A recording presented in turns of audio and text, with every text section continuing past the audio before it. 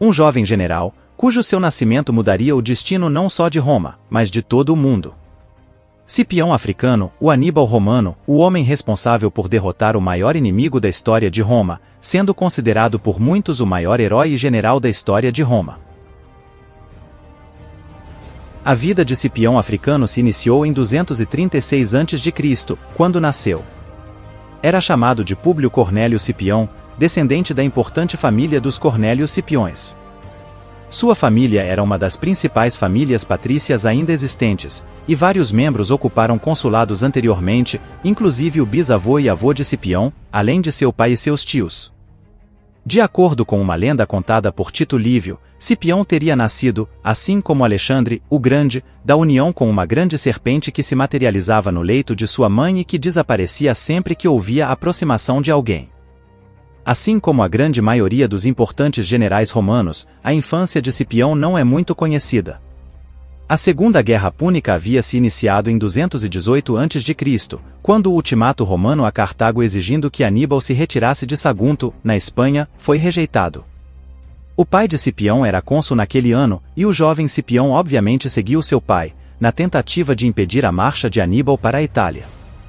Em uma breve luta de cavalaria entre o pai de Cipião e Aníbal no rio Ticino, perto da moderna Pavia, Políbio afirma que o filho salvou a vida de seu pai depois que ele foi cercado por cavaleiros inimigos. Outras fontes, no entanto, dão crédito a um escravo não identificado da Ligúria. 2 anos depois, em 216 a.C., Cipião serviu como tribuno militar.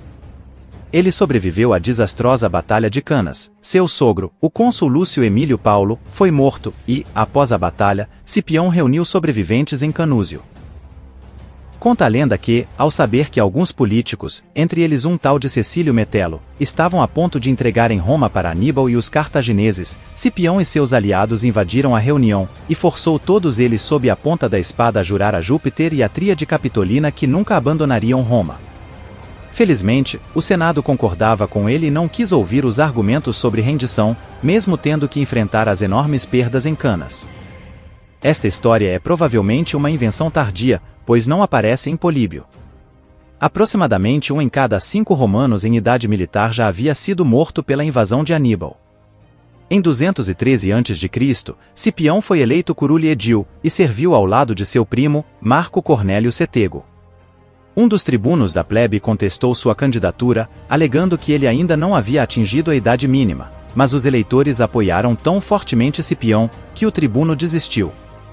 Desde o início da guerra em 218, até 211 a.C., o pai de Cipião, Públio Cornélio Cipião, e seu tio, Cneu Cornélio Cipião Calvo, comandaram os exércitos de Roma na Espanha.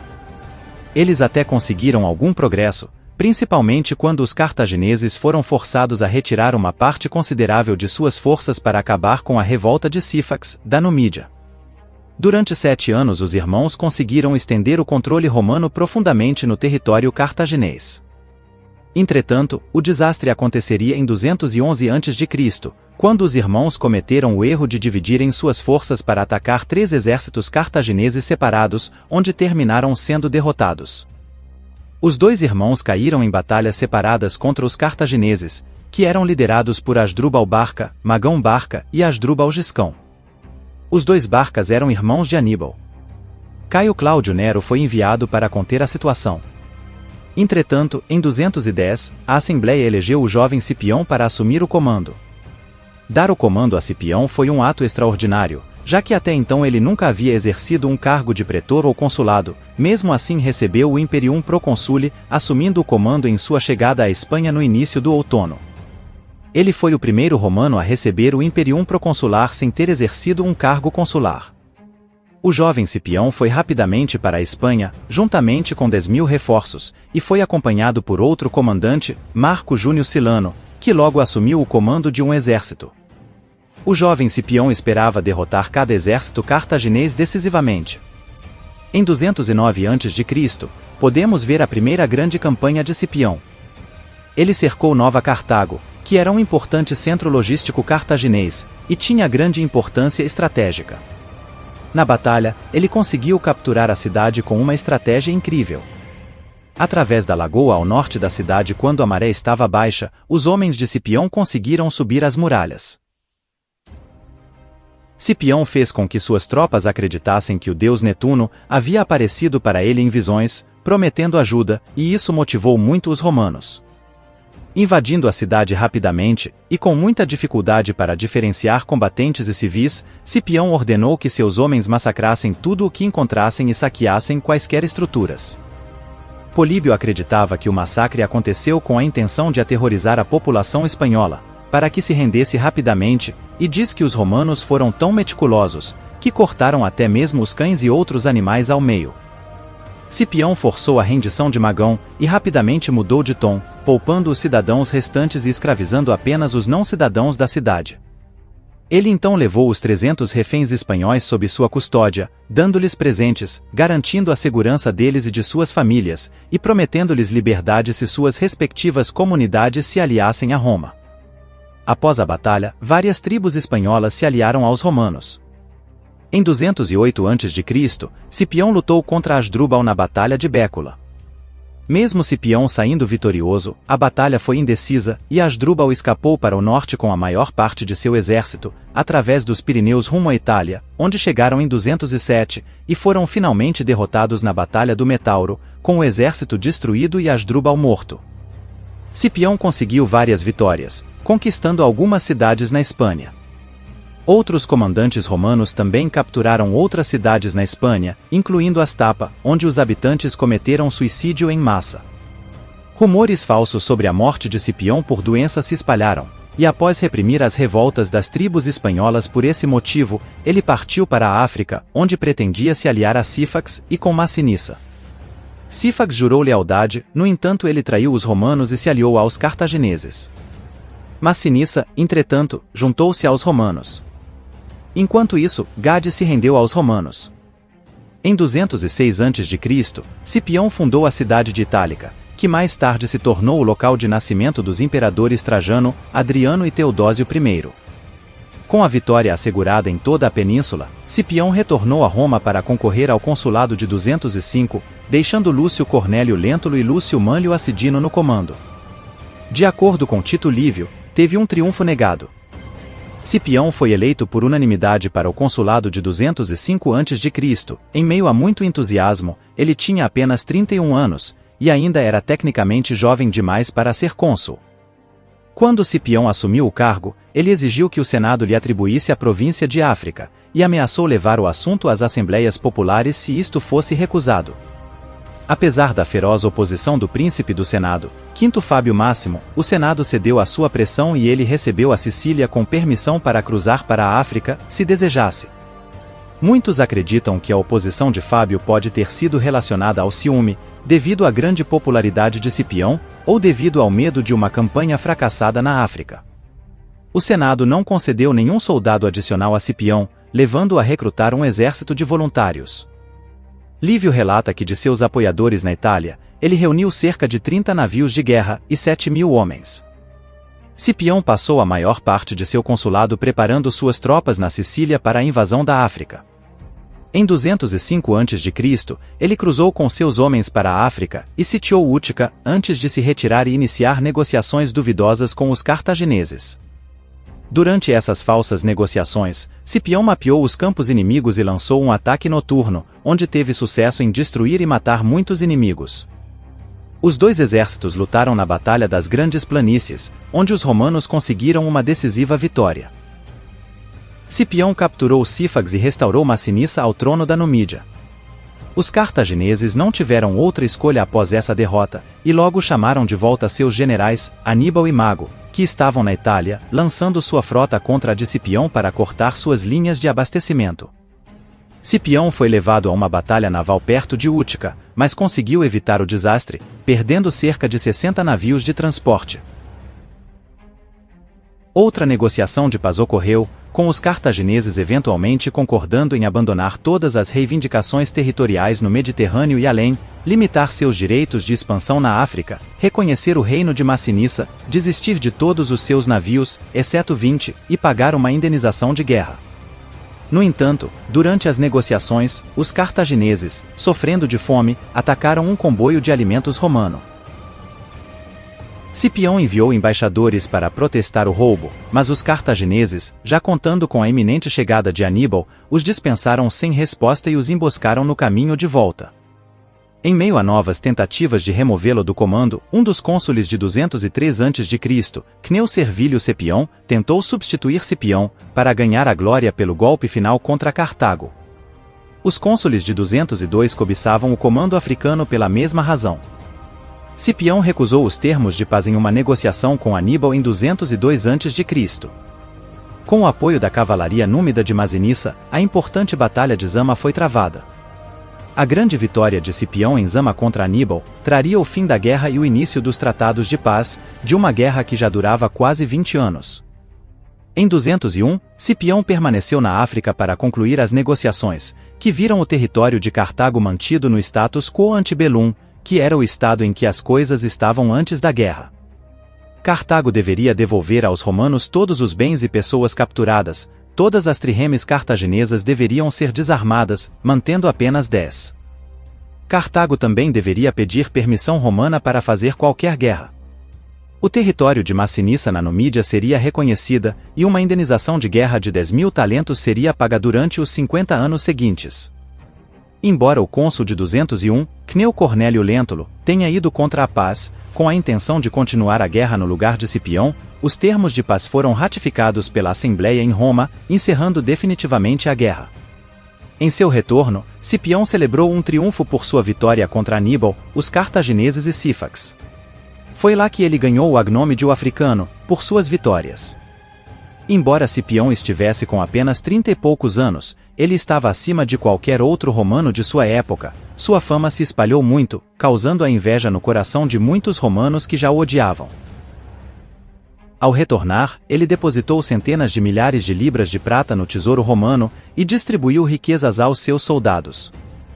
A popularidade de Cipião africano entre a plebe também foi algo surpreendente. Uma lenda o retratou como filho de Júpiter e anunciou grande sucesso político em sua vida. Cipião estava no auge de sua fama e glória, e este sucesso, no entanto, transformou muitos aristocratas romanos em seus inimigos, em grande parte para se oporem ao seu grande poder e por inveja.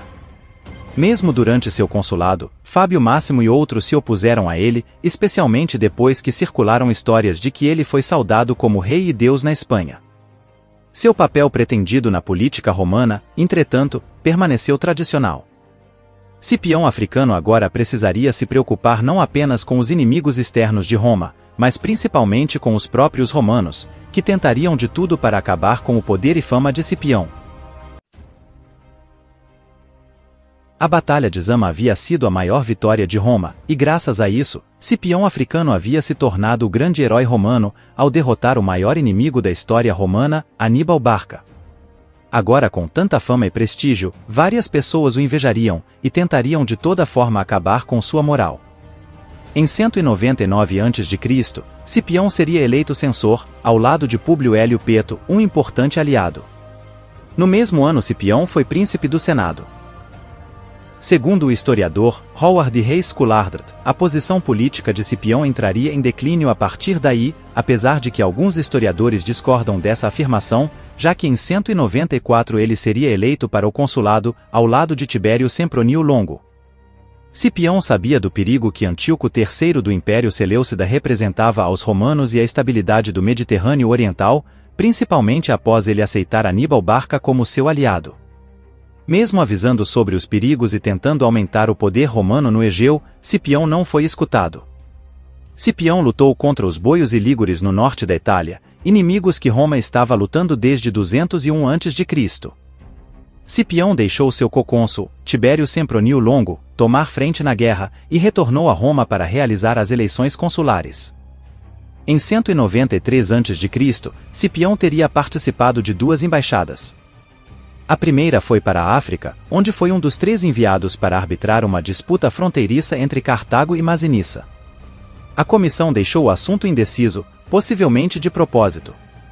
É dito que a segunda embaixada esteve na Ásia, e, com base no tempo de viagem, é muito difícil que realmente tenha acontecido.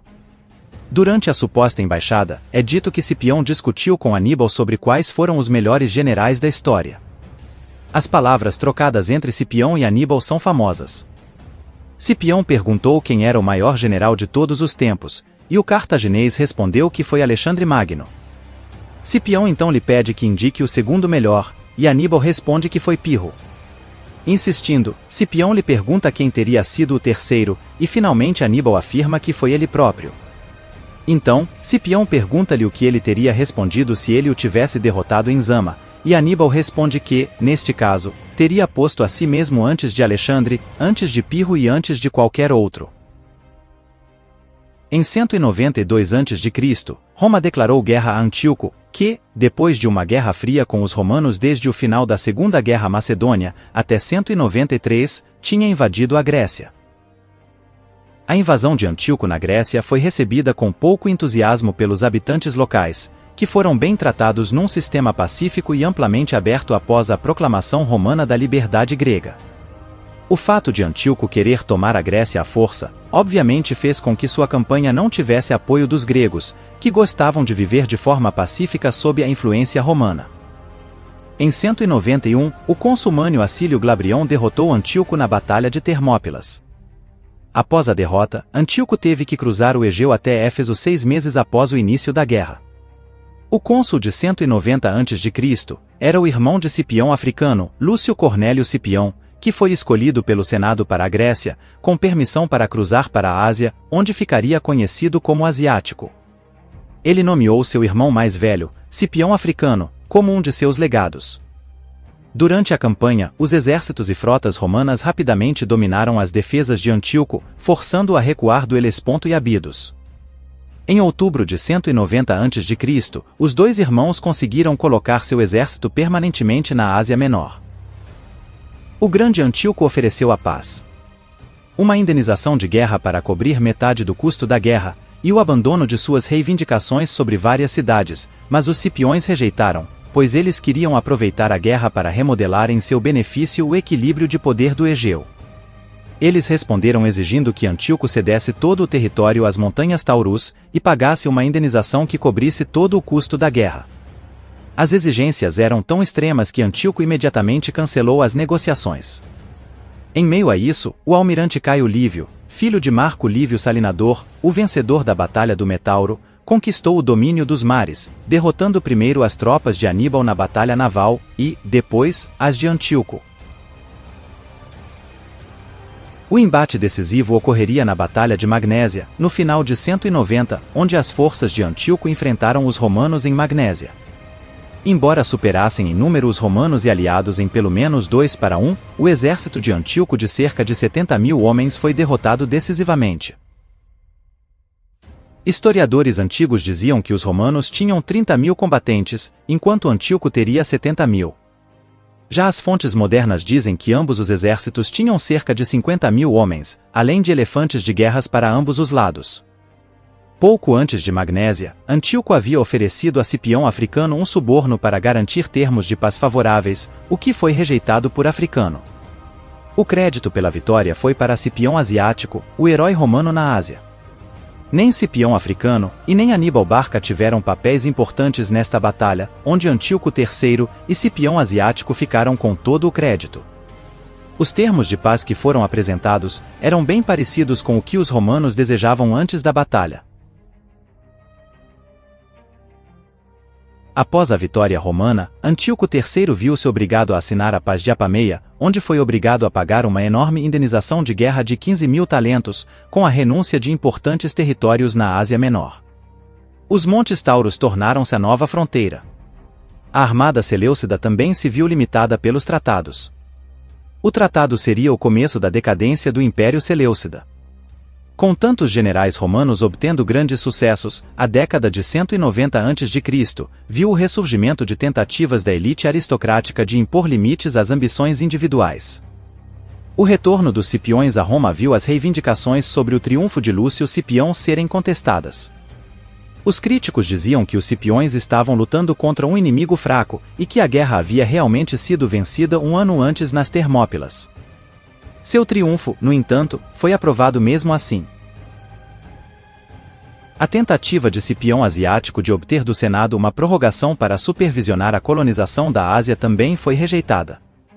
Nenhuma exceção seria feita à regra geral da guerra após Aníbal contra os pró-magistrados. Lúcio Cipião adotou o cognome asiático, e em seu triunfo trouxe cerca de 137.420 libras de prata, 224.000 tetradracmas, 140.000 moedas de ouro, 234 coroas de ouro, 1.231 presas de marfim e muito mais riquezas para a cidade. Seus soldados receberam bônus de 25 denários cada, sendo mais para oficiais e cavalaria. Estas enormes quantidades de pilhagem desencadearam pânico moral em Roma sobre o possível desvio desses fundos para uso privado extravagante. Estes problemas estavam ligados com a questão mais ampla de traçar os limites do poder que os magistrados poderiam exercer no estrangeiro, especialmente em relação ao lucro obtido na guerra. A vitória proporcionou a Roma não apenas imensas riquezas, mas também o domínio do mar Egeu. Cipião, porém, nada ganhou com a vitória. Ao retornarem a Roma, os dois irmãos foram vítimas de uma campanha difamatória com acusações de corrupção, especialmente contra Lúcio, por parte de seus adversários políticos, que estavam desapontados pelas condições brandas impostas na paz em Magnésia e bastante alarmados pelo poder, riqueza e influência dos irmãos sobre a população romana. Os dois foram formalmente acusados de se apropriarem das enormes riquezas de Antíoco III sem entregarem ao erário público a sua parte devida. Uma confusão de histórias relacionadas aos problemas jurídicos dos Cipiões está registrada em fontes antigas. Cipião Asiático foi de fato indiciado. Ele não estava sozinho, o seu sucessor na Ásia, Cneumânlio Vulsão, também foi acusado. Independentemente disso, o julgamento forçou uma contabilização completa do dinheiro pago por Antíoco a Mânlio e Asiático. Depois de Cipião Asiático ter sido multado, ele recusou-se a pagar a multa, alegando pobreza, e só foi salvo da prisão quando um dos tribunos plebeus, que é identificado como Tibério Sempronio Graco, intercedeu. Africano foi questionado na mesma época no Senado. Um senador exigiu que ele prestasse contas sobre a campanha antioquena e sobre o dinheiro destinado ao pagamento de suas tropas. Cipião Africano respondeu com indignação e declarou que não devia contas. Protegendo os livros contábeis de seu irmão, ele os acenou diante dos senadores e depois os rasgou, fazendo uma pergunta retórica ao Senado, de como poderia estar preocupado com meros 3.000 talentos, quando ele havia trazido 15.000 para o tesouro ao conquistar a Espanha, África e Ásia. Valério Antias conta uma história, onde indica que um dos tribunos, a pedido de Catão, o Velho, apresentou acusações contra Cipião Africano, alegando suborno e roubo. Antias então faz Cipião responder com um discurso estimulante, detalhando seus serviços à República, e observando que aquele dia era o aniversário da Batalha de Zama. Com este aviso, Cipião lidera uma procissão improvisada para o sacrifício no templo de Júpiter Capitolino, em meio a aplausos estrondosos, deixando os acusadores envergonhados. Esta história, porém, obviamente tem pouca credibilidade. Os amigos dos Cipiões continuaram a vencer as eleições consulares, enquanto os irmãos se afastavam cada vez mais da política. Cipião retirou-se para sua residência de campo em Literno, na costa da Campânia, onde morreria. Conta-se que foi nesta ocasião que teria dito uma de suas mais famosas frases: "Pátria ingrata, não terás sequer os meus ossos." Em 183 a.C., muito doente, Públio morreu, aos 52 anos, em Literno. Tradicionalmente se acredita que sua morte tenha ocorrido na mesma época que, em Libissa, na margem oriental do Mar de Mármara, teria se suicidado o seu grande inimigo, Aníbal Barca. Historiadores romanos datam a morte de Cipião em épocas diferentes, no entanto, a maioria das fontes modernas, como o Oxford Classical Dictionary, prefere 183 a.C., como sendo a data certa da morte do general romano. Os arqueólogos ainda não conseguiram determinar onde foi sepultado Cipião, o africano. A tumba dos Cipiões foi descoberta e está aberta à visitação, mas não se acredita que o africano esteja lá. A possibilidade existe de que seus restos tenham sido levados para Roma e depositados ali em alguma cripta ainda não identificada.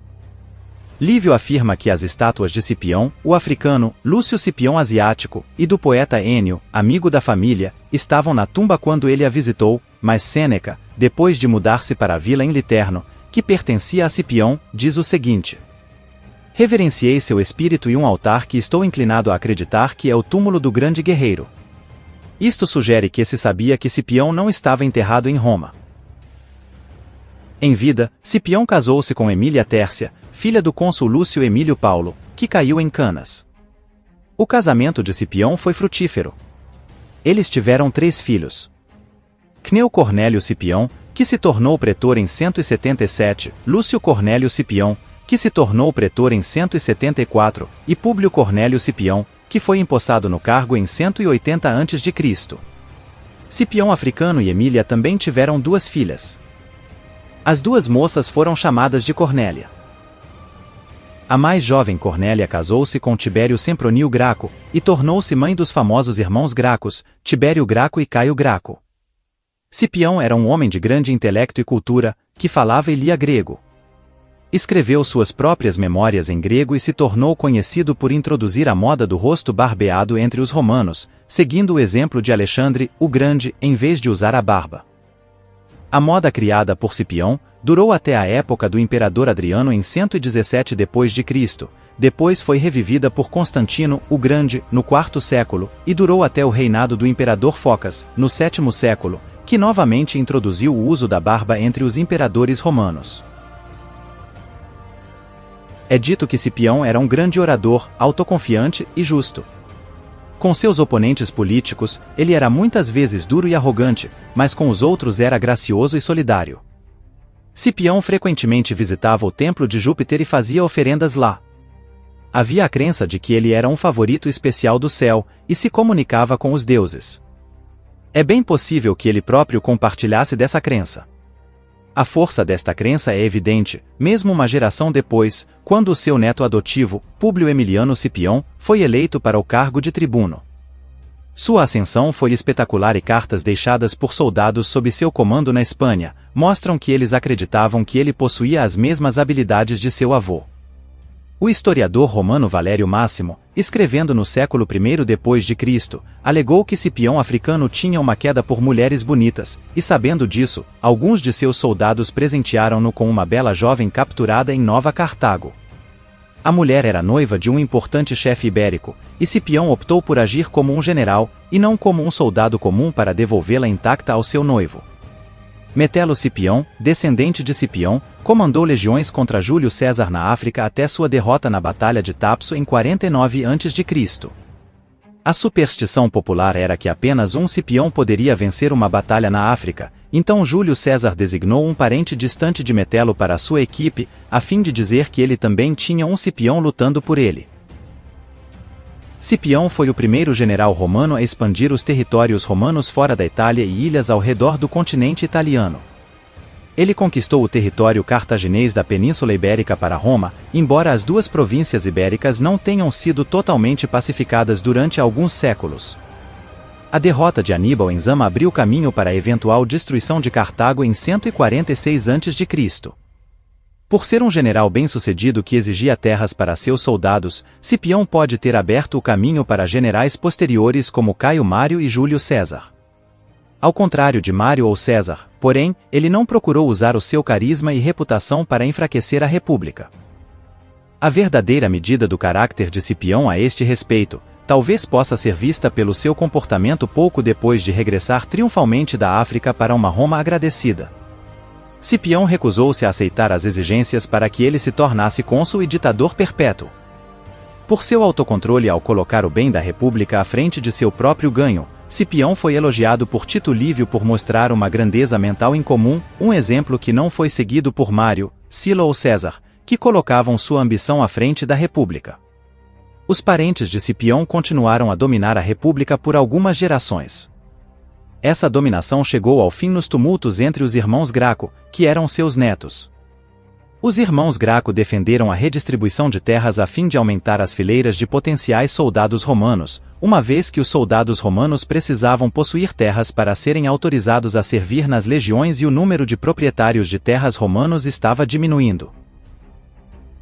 Lívio diz o seguinte sobre Cipião: agia na maior parte das vezes declarando de imediato à multidão que o fazia a pedido ou de visões noturnas ou por inspiração divina, seja porque ele próprio possuía uma devoção às superstições, seja porque queria que seus comandos e recomendações fossem executados sem hesitação, como se fossem inspirados por um oráculo.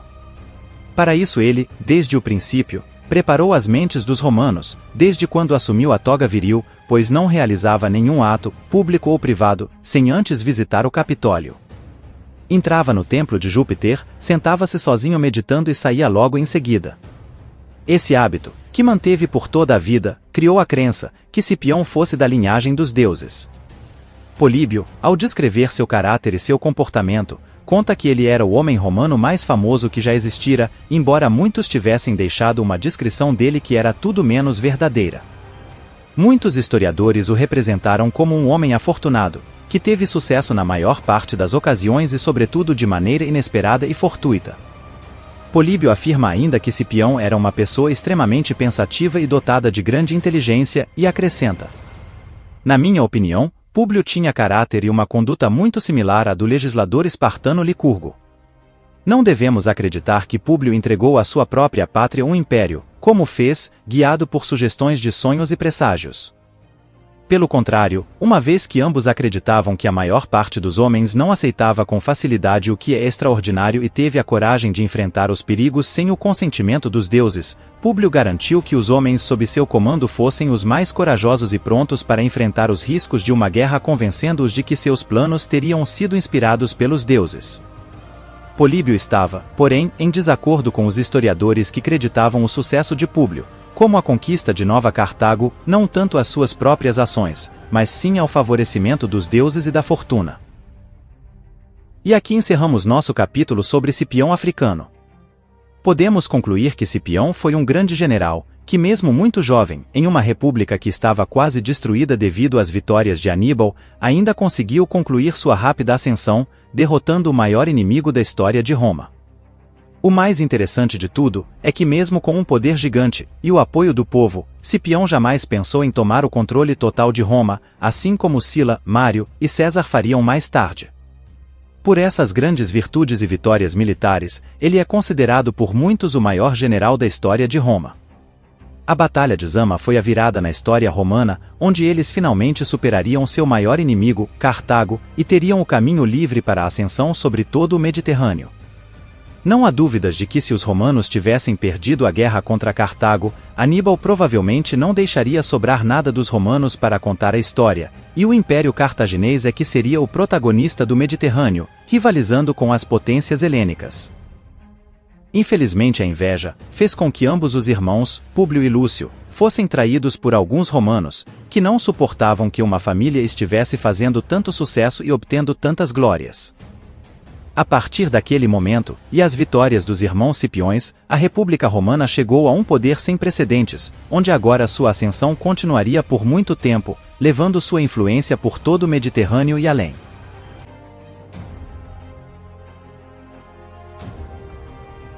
Germânico é sem dúvidas um dos nomes mais lembrados da Roma antiga, muito mais por suposições do que por seus feitos. Entretanto, mesmo morrendo muito jovem, Germânico conseguiu grandes façanhas em sua vida.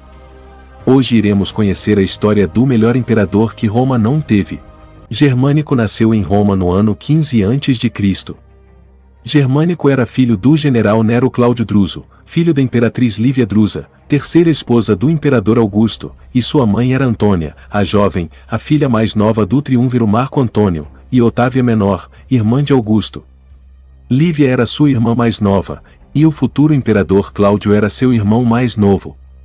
Além de tudo isso, ele era sobrinho de Tibério, pai do futuro imperador Calígula, e avô do imperador Nero, ou seja, ele tinha uma grande ligação com a família imperial. Germânico até mesmo foi cogitado como sucessor de Augusto, entretanto, Lívia convenceu Augusto a escolher Tibério, e assim foi feito, mas Augusto primeiramente ordenou que Tibério adotasse Germânico, colocando assim o jovem general como o próximo na linha de sucessão. Germânico casou-se com a neta de Augusto, Agripina, a velha, em 5 d.C., para fortalecer ainda mais seus laços com a família imperial. O casal teve 9 filhos, mas apenas 6 chegaram a atingir a maioridade, incluindo Caio, o futuro imperador Calígula.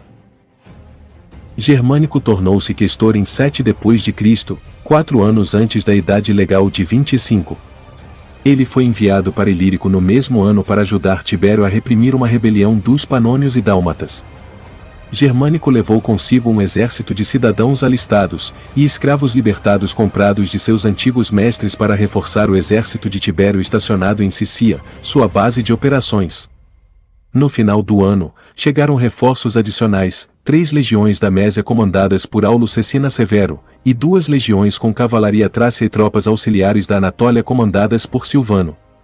Quando o Germânico chegou à Panonia, os rebeldes recorreram a ataques das fortalezas das montanhas onde haviam se refugiado.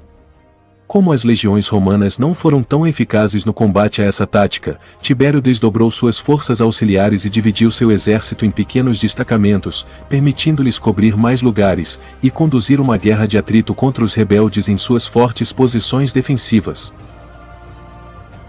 Os romanos também começaram a expulsar os rebeldes do campo, oferecendo anistia às tribos que depuseram suas armas, e implementaram uma política de terra arrasada em um esforço para matar de fome o inimigo.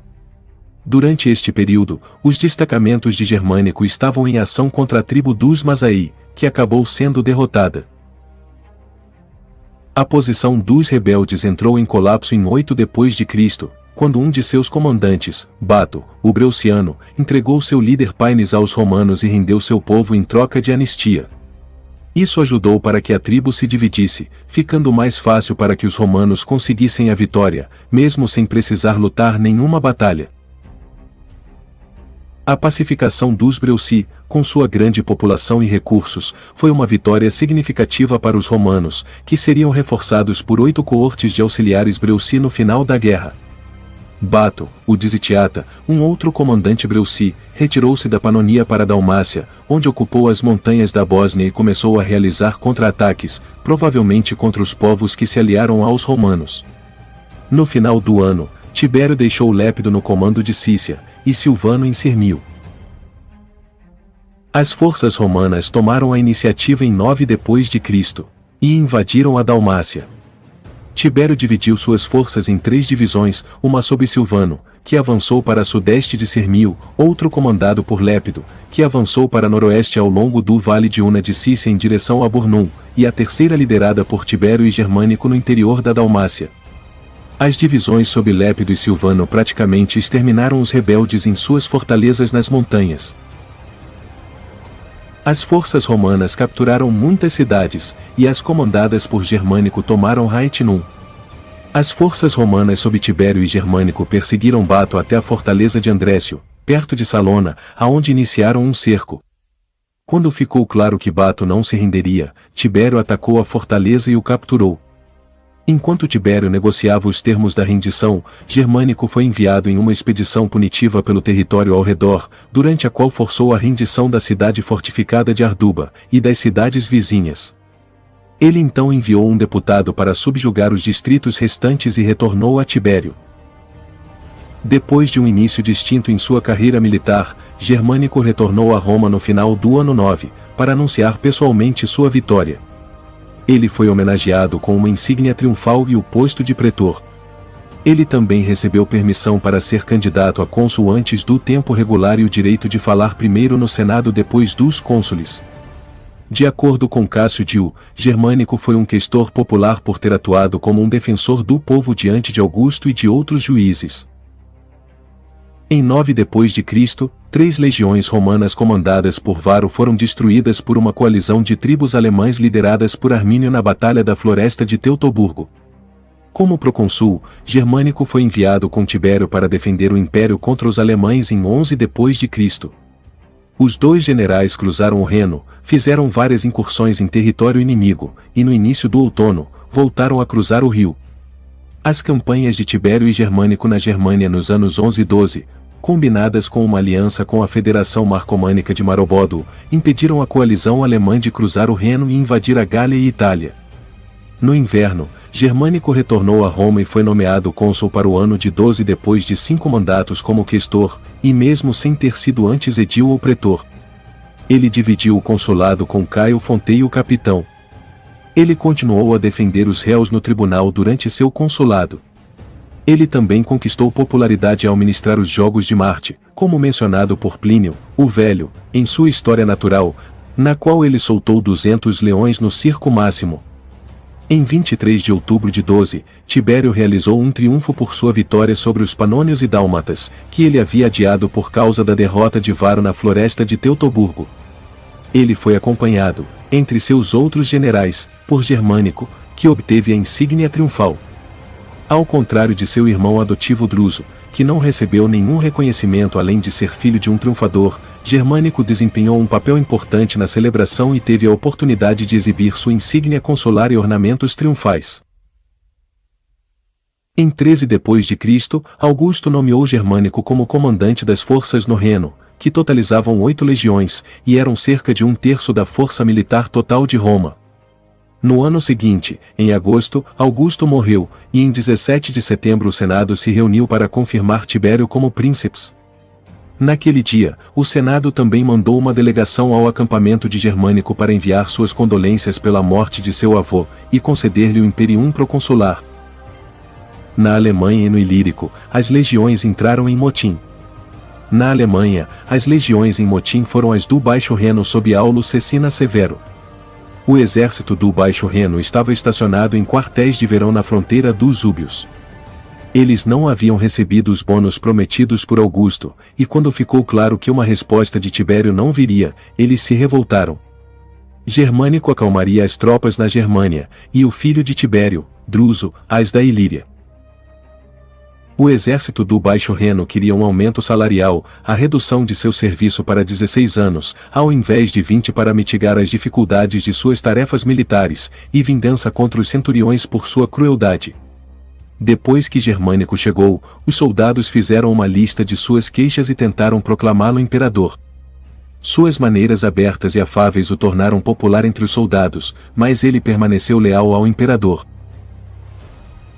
Quando as notícias do motim chegaram ao exército do Alto Reno sob Caio Cílio, também ameaçaram a entrar na revolta, o que daria um total de 8 legiões.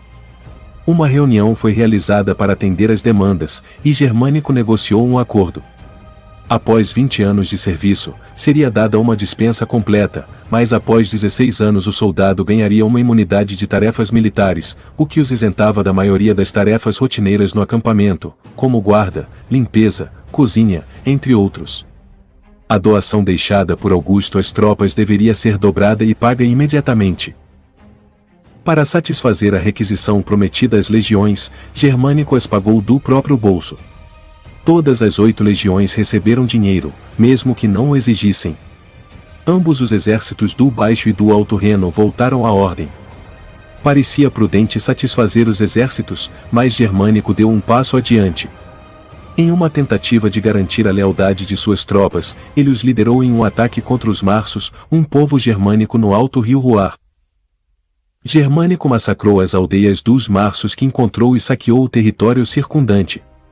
No caminho de volta para seu acampamento de inverno em Castra Vetera, eles avançaram com sucesso através das tribos opostas dos Brúcteros, Tubantes e os Ípetes, que ficava entre o território dos Marsos e o Reno.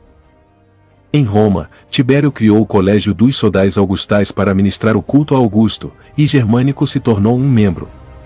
Quando chegou a notícia de suas vitórias, Tibério comemorou os serviços de Germânico no Senado com elogios elaborados, mas insinceros. Os procedimentos lhe deram alegria por o motim ter sido suprimido, mas também trouxe preocupação pela glória e popularidade concedidas a Germânico.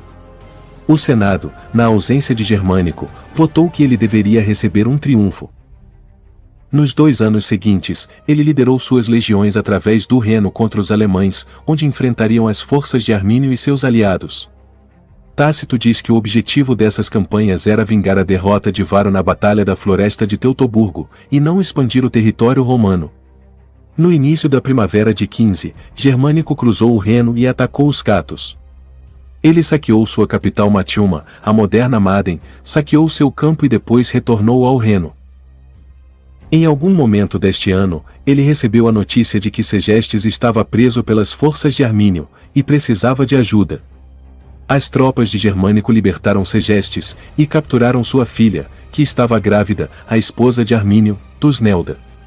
Germânico novamente voltou vitorioso para seu acampamento, e com a aprovação de Tibério, aceitou o título de imperador.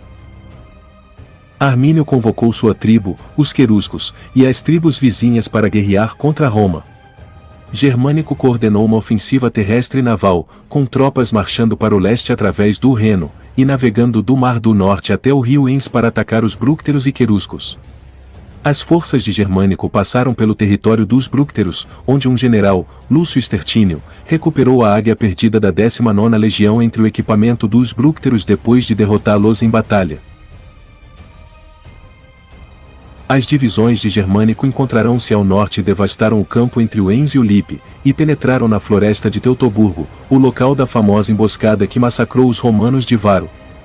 Lá, Germânico e alguns de seus homens visitaram o local da desastrosa batalha da floresta de Teutoburgo, e começaram a enterrar os restos mortais dos soldados romanos que haviam sido deixados ao ar livre. Depois de meio dia de trabalho, ele interrompeu o enterro dos ossos para que pudessem continuar sua guerra contra os alemães. Ele fez o seu caminho para o coração dos queruscos. Em um local que Tácito chama de Longas Pontes, em planícies pantanosas em algum lugar perto do Enns, as tropas de Armínio atacaram os romanos. Armínio inicialmente capturou a cavalaria de Germânico em uma armadilha, causando baixas menores, mas a infantaria romana veio em socorro e conseguiu repelir o ataque. A luta durou 2 dias, com nenhum dos lados conseguindo uma vitória decisiva. Com um combate indeciso, ambas as forças recuaram, e Germânico voltou para o Reno. Essa foi uma batalha de vingança, onde os romanos queriam vingar Teutoburgo, e Armínio queria vingar a perca de sua esposa. Germânico havia iniciado a vingança romana contra Armínio, entretanto, uma batalha direta entre os dois terminou em um impasse, onde ambos os lados decidiram recuar, mas, em meio a isso, Germânico havia capturado a esposa de Armínio, e massacrado vários dos povos germânicos, ou seja, a guerra continuaria. Nos preparativos para sua nova campanha, Germânico enviou 2 subordinados para coletar impostos na Gália, e ordenou que outros 3 construíssem uma frota. Um forte romano na Germânia foi cercado, mas os atacantes se dispersaram à vista dos reforços romanos. Os alemães destruíram o monte próximo, e o altar dedicado ao pai de Germânico, Druso, mas ele os restaurou e celebrou jogos funerários com suas legiões em homenagem a seu pai. Novas barreiras e terraplanagens foram colocadas, protegendo a área entre o forte e o Reno. Germânico comandou 8 legiões com unidades auxiliares gaulesas e germânicas por terra através do Reno, subindo os rios Sen e Veser como parte de sua última grande campanha contra Armínio em 16 d.C. Suas forças encontraram as de Armínio nas planícies de Distaviso, pelo rio Veser perto da moderna Rintel, na batalha do rio Veser. Tácito diz que a batalha foi uma grande vitória romana. O inimigo foi massacrado da 5ª hora do dia até o anoitecer, e por 16 quilômetros o solo estava coberto de cadáveres e armas. Armínio e seu tio Inguiomero foram feridos na batalha, mas escaparam por sorte da captura. Os soldados romanos envolvidos no campo de batalha homenagearam Tibério como imperator e ergueram uma pilha de armas como troféu com os nomes das tribos derrotadas inscritos abaixo deles. A visão do troféu romano construído no campo de batalha enfureceu os alemães que se preparavam para recuar para além do Elba, e eles lançariam um ataque contra as posições romanas na muralha grivariana, iniciando assim uma segunda batalha. Os romanos anteciparam o ataque novamente e derrotaram os alemães. Germânico afirmou que não queria prisioneiros, pois o extermínio das tribos germânicas era a única conclusão que ele via para a guerra. Os romanos vitoriosos então ergueram um monte com a inscrição: o exército de Tibério César, depois de conquistar completamente as tribos entre o Reno e o Elba, dedicou este monumento a Marte, Júpiter e Augusto. Germânico enviou algumas tropas de volta ao Reno, com algumas delas tomando a rota terrestre, mas a maioria delas pegou a rota rápida e viajou de barco. Eles desceram o Enns em direção ao Mar do Norte, mas quando chegaram ao mar, uma tempestade caiu, afundando muitos dos barcos e matando muitos homens e cavalos. Germânico ordenou a Caio Cílio que marchasse contra os catos com uma força de 3.000 cavaleiros e 33.000 soldados de infantaria, ordenando que devastassem o território dos catos, enquanto ele próprio, com um exército maior, atacaria os marços pela 3ª vez e devastaria as suas terras. Ele obrigou Malovendo, o líder derrotado dos marços, a revelar a localização de outra das águias perdidas em Teutoburgo, e imediatamente Germânico mandou tropas para recuperá-la. Os romanos avançaram para dentro da Germânia, derrotando qualquer inimigo que encontrassem. Os sucessos de Germânico na Alemanha o tornaram popular entre os soldados. Ele desferiu um golpe significativo nos inimigos de Roma, reprimiu uma revolta de tropas e devolveu vários estandartes perdidos a Roma. Suas ações aumentaram sua fama e ele se tornou muito popular entre o povo romano. Tibério, sabendo disso, chamou Germânico de volta a Roma e informou de que lhe seria dado um triunfo e transferido para um comando diferente. O esforço para conquistar a Germânia Magna foi considerado muito grande quando comparado com o baixo potencial de lucro da anexação do novo território. Roma considerava a Alemanha um território selvagem de florestas e pantanos, com pouca riqueza em comparação com os territórios que Roma já possuía. No entanto, a campanha curou significativamente o trauma psicológico romano do desastre de Varo, e recuperou muito o prestígio romano, fazendo com que eles fossem novamente temidos na Germânia. Além da recuperação de 2 das 3 águias perdidas, Germânico lutou contra Armínio, o traidor que destruiu as 3 legiões romanas no ano 9. Ao liderar suas tropas através do Reno sem recorrer a Tibério, Germânico foi contra o conselho de Augusto de manter aquele rio como a fronteira do império, e iniciou a potenciais dúvidas de Tibério sobre seus motivos em tomar tal ação independente.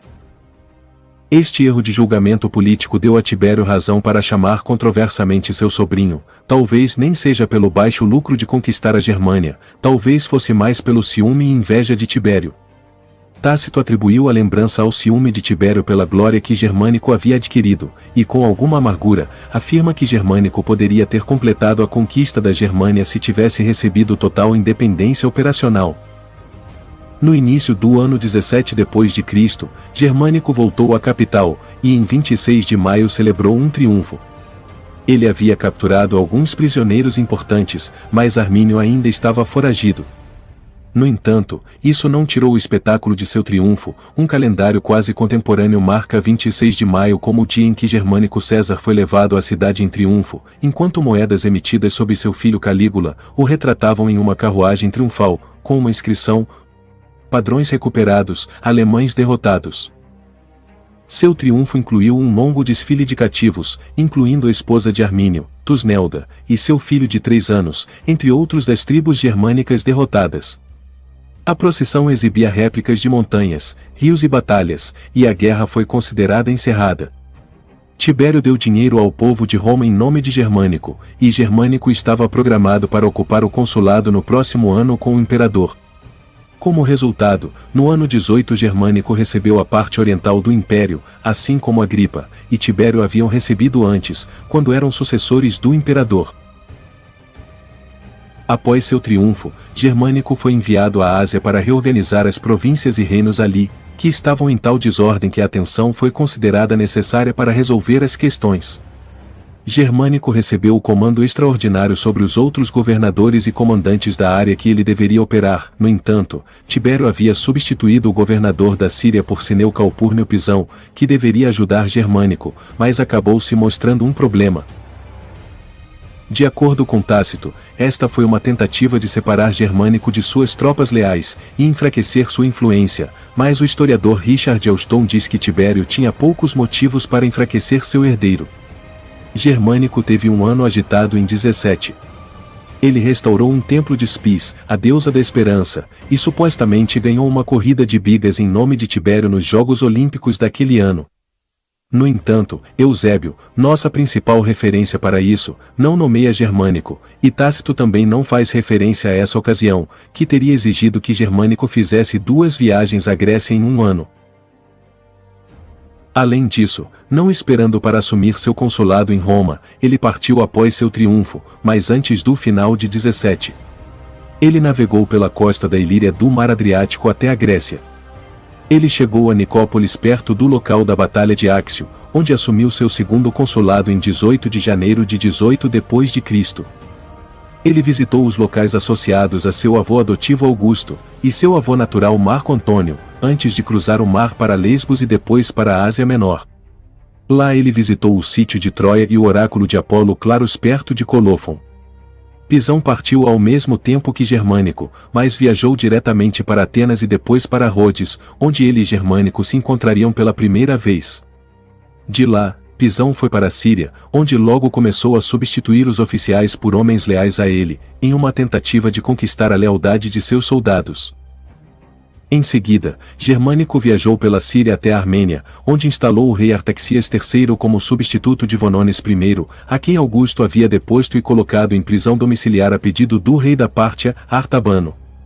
O rei da Capadócia também morreu. Após isso, Germânico enviou o Quinto Verâneo para organizar a Capadócia como uma província, um empreendimento lucrativo, pois Tibério conseguiu reduzir o imposto sobre vendas de 1% para 0,5%. A receita da nova província foi suficiente para compensar a diferença perdida com a redução do imposto sobre vendas. O reino de Comagena estava dividido entre permanecer ou não livre, ou se tornar uma província, com ambos os lados enviando emissários. Então Germânico enviou o Quinto Serveu para organizar a província. Após resolver essas questões, ele viajou para Cirro, uma cidade na Síria, entre Antioquia e o Eufrates, onde passou o resto do ano 18 nos quartéis de inverno da Legio X Fretensis. Lá, Germânico se encontrou com Pisão e os dois discutiram por que Pisão não enviou suas tropas à Armênia depois de receber ordens para fazê-lo. Artabano enviou um emissário a Germânico requisitando que Vonones fosse removido da Armênia para evitar que ele iniciasse uma nova revolta e Germânico concordou, enviando-o para Cilícia, o que foi ao mesmo tempo um agrado a Artabano e um insulto a Pisão, que era aliado de Vonones. Após isso Germânico foi para o Egito, chegando em uma recepção tumultuada em janeiro de 19. Ele havia ido lá para aliviar a fome no país vital para o suprimento de grãos de Roma. Isso incomodou Tibério, porque havia violado uma ordem de Augusto de que nenhum senador entraria na província sem consultar o imperador e o senado, e o Egito era uma província imperial, e pertencia ao imperador. Germânico entrou na província na qualidade de procônsul sem antes pedir permissão para fazê-lo. Ele retornou à Síria no verão, onde descobriu que Pisão havia ignorado e revogado suas ordens para as cidades e legiões. Germânico, por sua vez, ordenou o retorno de Pisão a Roma, embora essa ação provavelmente estivesse além de sua autoridade. Em meio a essa rixa, Germânico adoeceu, e apesar de Pisão ter se mudado para o porto de Seleucia, ele estava convencido de que Pisão o estava envenenando de alguma forma. Tácito relata que havia sinais de magia negra na casa de Pisão, com partes de corpo escondidas e o nome de Germânico inscrito em tábuas de chumbo. Germânico enviou uma carta a Pisão renunciando formalmente à sua amizade. Germânico morreu logo depois em 10 de outubro do ano 19. Sua morte criou muita especulação, com várias fontes culpando Pisão, agindo sob ordens do imperador Tibério. Isso nunca foi provado, e Pisão morreu mais tarde enquanto enfrentava julgamento. Tácito diz que Tibério estava envolvido em uma conspiração contra Germânico, e o ciúme e o medo de Tibério da popularidade e do poder crescente de seu sobrinho eram o verdadeiro motivo. A morte de Germânico em circunstâncias duvidosas afetou muito a popularidade de Tibério em Roma, levando à criação de um clima de medo na própria Roma. Também suspeito de conivência em sua morte foi o principal conselheiro de Tibério, Sejano.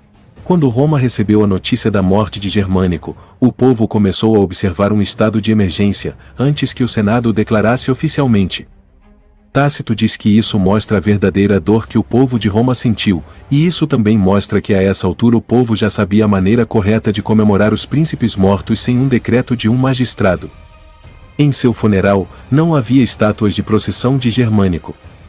Houve elogios abundantes e lembretes de seu bom caráter e um elogio particular foi dado pelo próprio Tibério no Senado. Os historiadores Tácito e Suetônio registram as honras fúnebres e póstumas de Germânico. Depois de consultar sua família, Tibério fez seus desejos conhecidos e o Senado recolheu as honras em um decreto comemorativo, onde todos os cônsules deveriam aprovar uma lei homenageando a morte de Germânico.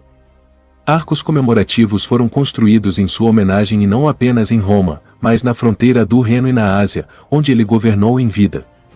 O Arco do Reno foi colocado ao lado do de seu pai, onde os soldados construíram um monumento funerário em homenagem a ele. Retratos dele e de seu pai natural foram colocados no Templo de Apolo no Palatino, em Roma. Muitos romanos, no relato de Tácito, consideravam Germânico o equivalente a Alexandre, o Grande, e acreditavam que ele teria facilmente superado as conquistas de Alexandre se ele se tornasse imperador. Há rumores de que Pisão foi responsável pela morte de Germânico. À medida que as acusações se acumulavam, não demorou muito para que o conhecido acusador, Lúcio Fulcínio Trião, fizesse acusações contra ele. Os Pisões eram apoiadores de longa data dos Claudianos e se aliaram a Otaviano desde o início. O apoio contínuo dos Pisões e sua própria amizade com Pisão fizeram Tibério hesitar em ouvir o caso. Depois de ouvir brevemente os dois lados, Tibério encaminhou o caso ao Senado, sem fazer nenhum esforço para esconder sua profunda raiva em relação a Pisão. Tibério permitiu que Pisão convocasse testemunhas de todas as ordens sociais, inclusive escravos, e teve mais tempo para pleitear do que os promotores, mas isso não fez diferença. Antes do término do julgamento, Pisão morreu, ostensivamente por suicídio, mas Tácito supõe que Tibério pode tê-lo assassinado antes que ele pudesse acusar o imperador na morte de Germânico. Germânico e Tibério são frequentemente contrastados por antigos historiadores e poetas que escreveram usando temas encontrados no drama, com Germânico interpretando o herói trágico, e Tibério o tirano. A resistência do principado é desafiada nessas narrativas, pela apreensão ciumenta do imperador em relação a comandantes competentes como Germânico. Atenção especial é dada aos seus estilos de liderança, ou seja, em sua relação com as massas. Germânico é retratado como um líder competente capaz de lidar com as massas, enquanto Tibério é indeciso e invejoso. Apesar da poética ligada a Germânico por autores antigos, é aceito por historiadores como Antony Barré que Germânico era um general hábil. Ele lutou contra os Panônios sob Tibério, reprimiu o motim no Reno e liderou 3 campanhas bem-sucedidas na Germânia. Quanto à sua popularidade, ele era tão popular que as legiões amotinadas do Reno tentaram proclamá-lo imperador em 14, no entanto, ele permaneceu leal e os liderou contra as tribos alemãs.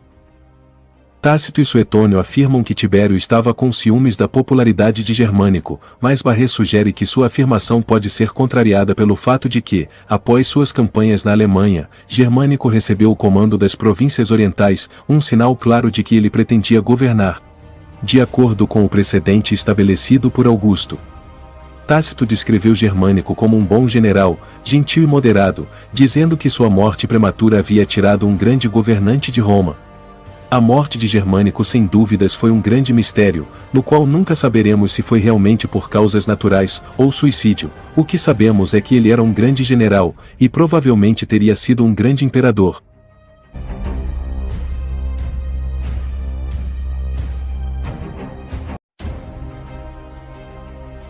Ambição, luxúria, ganância. Muitos romanos seguiam na linha essas 3 regras, em busca de cada vez mais poder para seu império. No entanto, existiram momentos em que essa ambição romana prejudicou muitos homens que só queriam lutar pela sua pátria. Um destes homens é o protagonista da nossa história de hoje. Os acontecimentos do século I a.C. abalaram muito a República Romana. Tantas guerras civis e instabilidade resultaram no fim da República e o início do Império Romano. Muitas histórias são lembradas, como a revolta de Espartaco, as guerras civis e várias outras, mas a história que iremos conhecer hoje foi quase completamente esquecida e aconteceu na Espanha, onde um governador romano se revoltou contra o poder de Roma e lutou uma longa e dura guerra de guerrilha. No campo aberto, ele era tão ousado quanto qualquer comandante de seu tempo, embora, para qualquer campanha que exigisse sigilo de movimento, iniciativa repentina para tomar posições bem defendidas, ou para cruzar rios, ou operações que demandassem velocidade, enganar o inimigo e, se necessário, inventar estratagemas, possuísse habilidade comparável à do gênio. Plutarco. Sertório nasceu em Nórcia, por volta de 126 a.C. A família de Sertório fazia parte da aristocracia sabina da cidade. Seu pai morreu quando ele ainda era jovem, e sendo filho único, a sua mãe, Réia, decidiu dar a melhor educação que um garoto romano poderia ter. Segundo Plutarco, Sertório era muito próximo de sua mãe. Igual muitos outros jovens nobres, Sertório mudou-se para Roma em meio à adolescência, tentando se destacar como orador e jurista. Ele era tão bom que impressionou até mesmo o jovem Cícero, que disse que ele era o mais duro e preparado orador. Após sua carreira indistinta em Roma como jurista e orador, o jovem Sertório seguiu o caminho que a maioria que buscava glória seguia, se alistando no exército. Sua primeira campanha registrada foi sob o comando de Quinto Servilio Cepião, e terminou com a terrível derrota na Batalha de Araúzio, em 105 a.C. É dito que Sertório mostrou uma coragem incomum. Após essa derrota, Caio Mário seria o escolhido para tomar frente da guerra contra a invasão dos Cimbros e Teutões. Sertório conseguiu espionar as tribos germânicas que haviam derrotado Cepião. Após este sucesso, é bem provável que ele lutou na Grande Batalha de Águas Céstias, em 102 a.C., onde os teutões e os ambrones foram derrotados de forma decisiva. Ele provavelmente também lutou na Batalha de Vercelas, em 101 a.C., onde os cimbros foram derrotados de forma decisiva, encerrando a grande invasão alemã. Alguns anos após a Guerra Símbria, o patrono de Sertório, Caio Mário, caiu em desgraça por apoiar o demagogo Lúcio Apuleio Saturnino, e ele e Sertório tiveram que deixar Roma e ficar longe por um tempo. Sertório viajou para a Espanha ulterior e serviu como tribuno militar. Ele se destacou muito após reprimir uma revolta, e foi até mesmo premiado. Em 91 a.C., Sertório foi eleito questor e serviu na Gália Cisalpina, onde ele ficou responsável por recrutar e treinar legionários para a guerra social. Foi nesta guerra, onde ele sofreu um ferimento que lhe custou um de seus olhos. Sertório usou seus ferimentos como propaganda pessoal. Ele acreditava que ter uma cicatriz no rosto tinha suas vantagens. Outros homens, dizia ele, nem sempre conseguiam levar consigo a evidência das suas realizações heróicas. Suas fichas, coroas e lanças de honra devem, em alguns momentos, ser postas de lado. Sua prova de valor permaneceu com ele em todos os momentos. Vida de Sertório, Plutarco.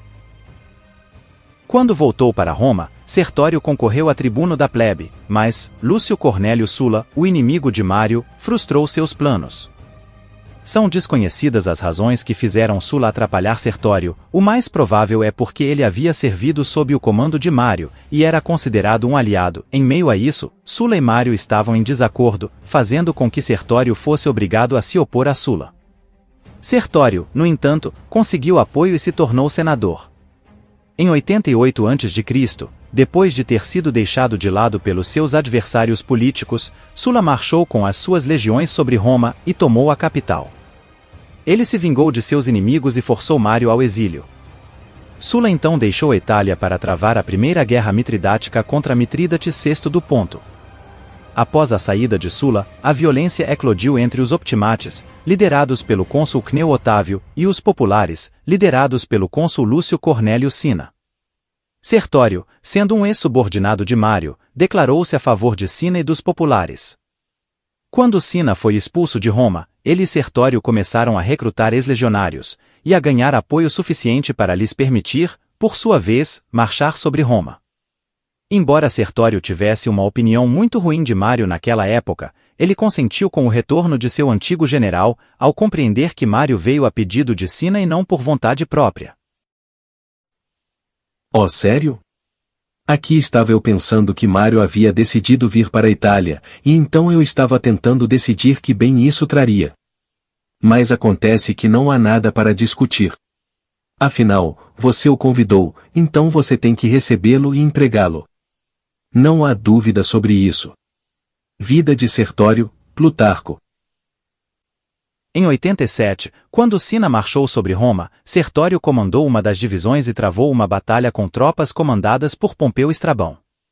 Depois que Otávio se rendeu às forças de Mário, Cinna e Sertório se absteve das proscrições que seus colegas comandantes praticaram. Sertório chegou ao ponto de repreender Mário e levar Cinna à moderação. Após a morte de Mário, ele aniquilou o exército de escravos de Mário, que ainda aterrorizava Roma. Os anos 87 a 84 a.C. são frequentemente descritos como passados à espera de Sulla. Em meio a isso, Mário morreu em janeiro de 86, e Cinna foi assassinado em 84 a.C., linchado por suas próprias tropas. É provável que Sertório tenha se tornado pretor no ano da morte de Cinna. No retorno de Sulla do Oriente em 83, a guerra civil viria à tona. Sertório foi chamado para servir nos exércitos do governo. Quando o cônsul Cipião Asiático marchou contra Sulla, Sertório fazia parte de sua liderança. Sulla chegou e derrotou o outro cônsul, Caio Norbano, bloqueando a estrada para Capua. Na Batalha do Monte Tifata, Sulla infligiu uma derrota esmagadora a Norbano. Sulla estava na mira de Cipião, entretanto, o cônsul era covarde demais para enfrentar o renomado general, então ele iniciou negociações de paz. Sertório não confiava em Sulla, e aconselhou Cipião a forçar uma ação decisiva. Cipião não queria a batalha, e enviou Sertório ao cônsul Norbano, com a intenção de explicar que uma trégua havia começado e as negociações de paz seriam feitas. Um hábil general como Sertório fez um desvio no caminho e capturou a cidade de Suessa, que havia se aliado a Sulla. Quando Sulla reclamou com Cipião sobre essa quebra de confiança, ele recebeu de volta seus reféns como sinal de boa-fé. Esse comportamento de Cipião fez com que seus soldados perdessem a fé nele. Não querendo lutar contra os veteranos de Sulla, e tendo um comandante covarde, eles desertaram. Cipião e seu filho foram encontrados escondidos em suas tendas, e foram levados a Sulla, que os libertou após extrair a promessa de que nunca mais lutariam contra ele. Em 82, o filho de Mário, Caio Mário, o jovem, tornou-se cônsul sem ter ocupado os cargos que um candidato ao consulado deveria ter ocupado, e com a idade inconstitucional de 27 anos. Sertório, que provavelmente era o mais qualificado para o cargo, foi contra, mas sua opinião foi ignorada. Plutarco nos dá detalhes sobre esses acontecimentos.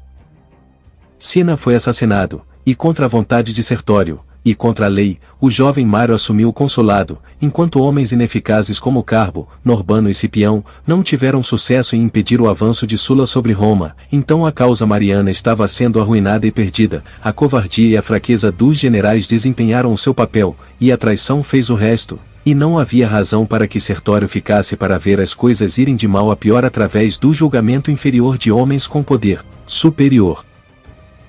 Depois de ter desentendido com a liderança dos novos populares, Sertório foi enviado para a Espanha como propretor, representando a causa de Cinna e Mário na Espanha.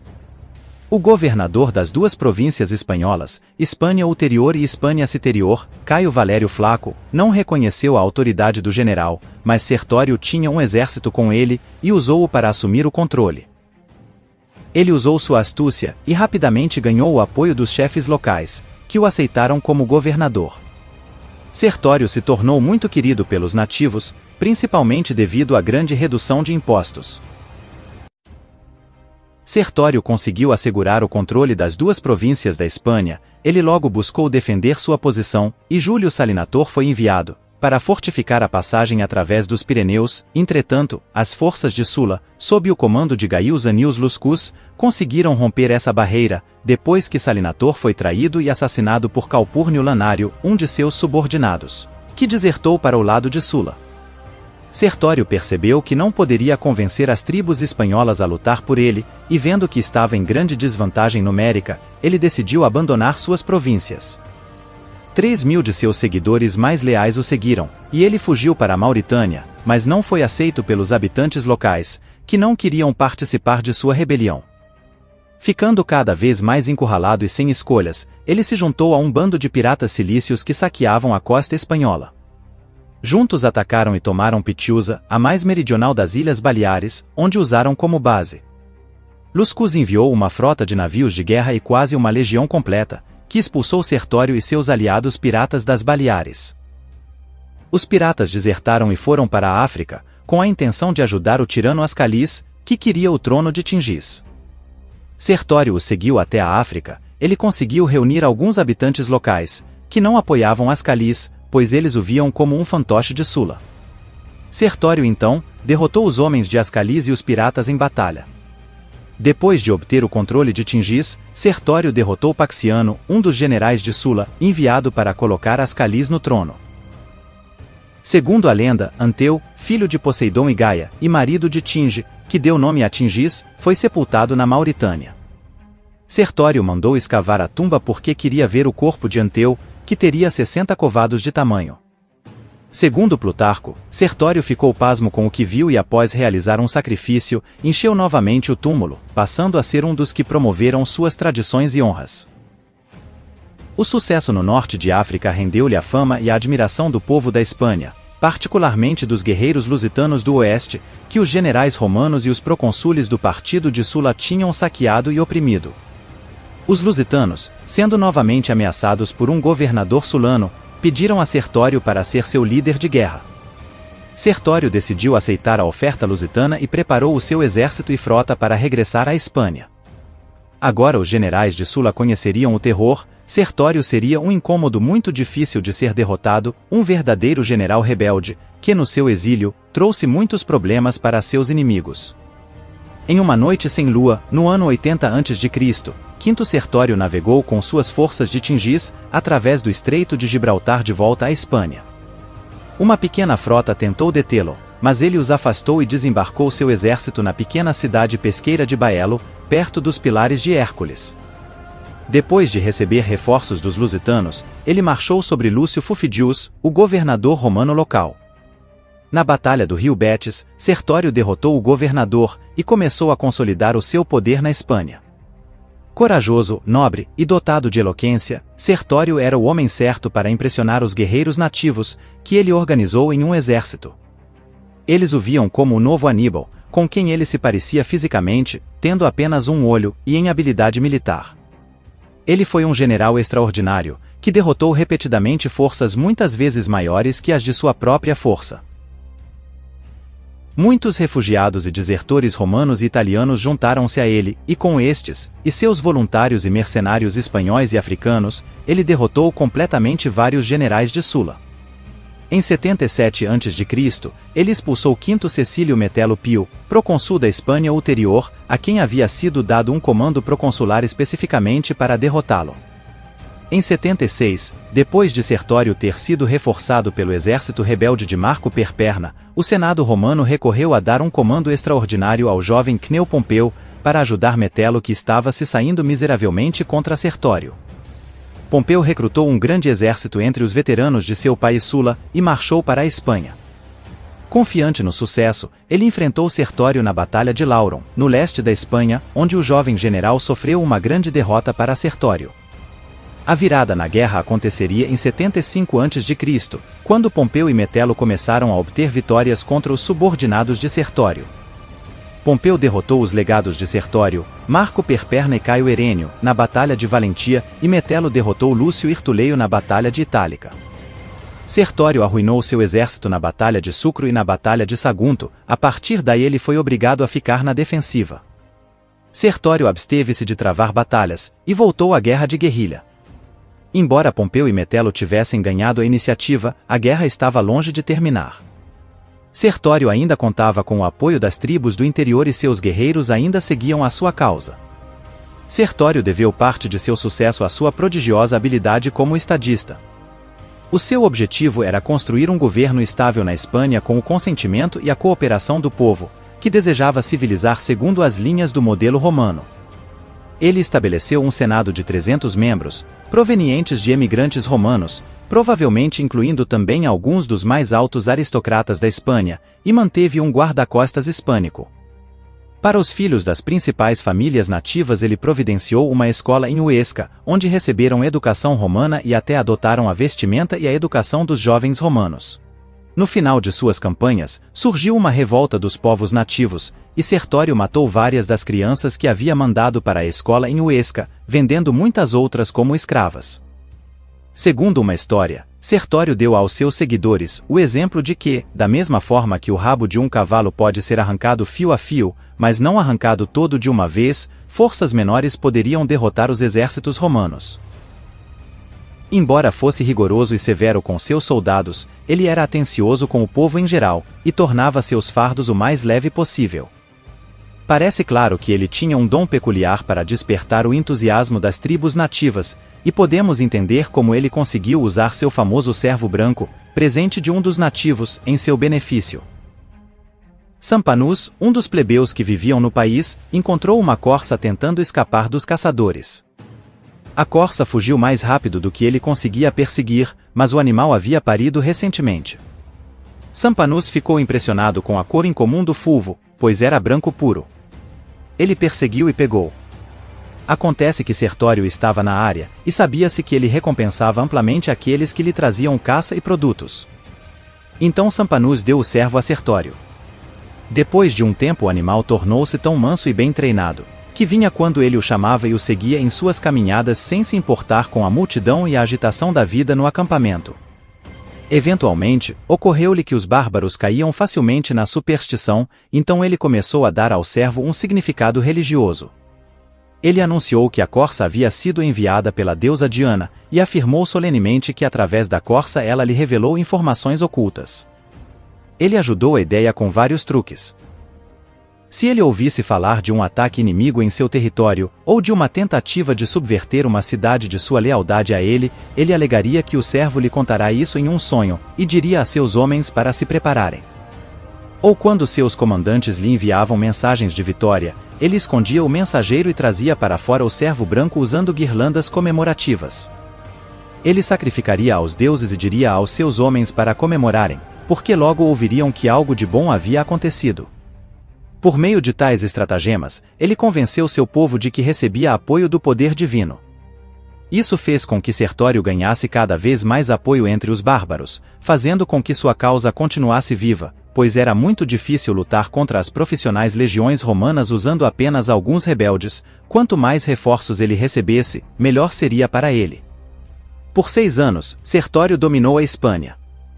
Em 76 a.C., o reforço de Marco Perperna foi muito importante, pois ele estava acompanhado de aristocratas romanos e italianos, além de um considerável exército de estilo romano de 53 coortes. O reforço de Perperna foi muito importante, no entanto, a chegada de Pompeu mudou o rumo da guerra. Pompeu e Metelo fariam de tudo para tentar derrotar o general rebelde, a última esperança mariana. Chamando desdenhosamente Pompeu de o cachorrinho e Metelo de a velha, Sertório provou ser mais do que páreo para seus adversários. Após a Batalha de Lauro, onde ele derrotou Pompeu e massacrou parte de seu exército, Sertório arrasou a cidade, provando que Pompeu e Metelo não poderiam proteger seus aliados. Em 75 a.C., Pompeu e Metelo retornaram. Pompeu derrotou os legados de Sertório, Errenius e Perperna, na Batalha de Valentia, e Metelo foi capaz de esmagar outro exército sertoriano, quando derrotou Hirtuleio na Batalha de Itálica.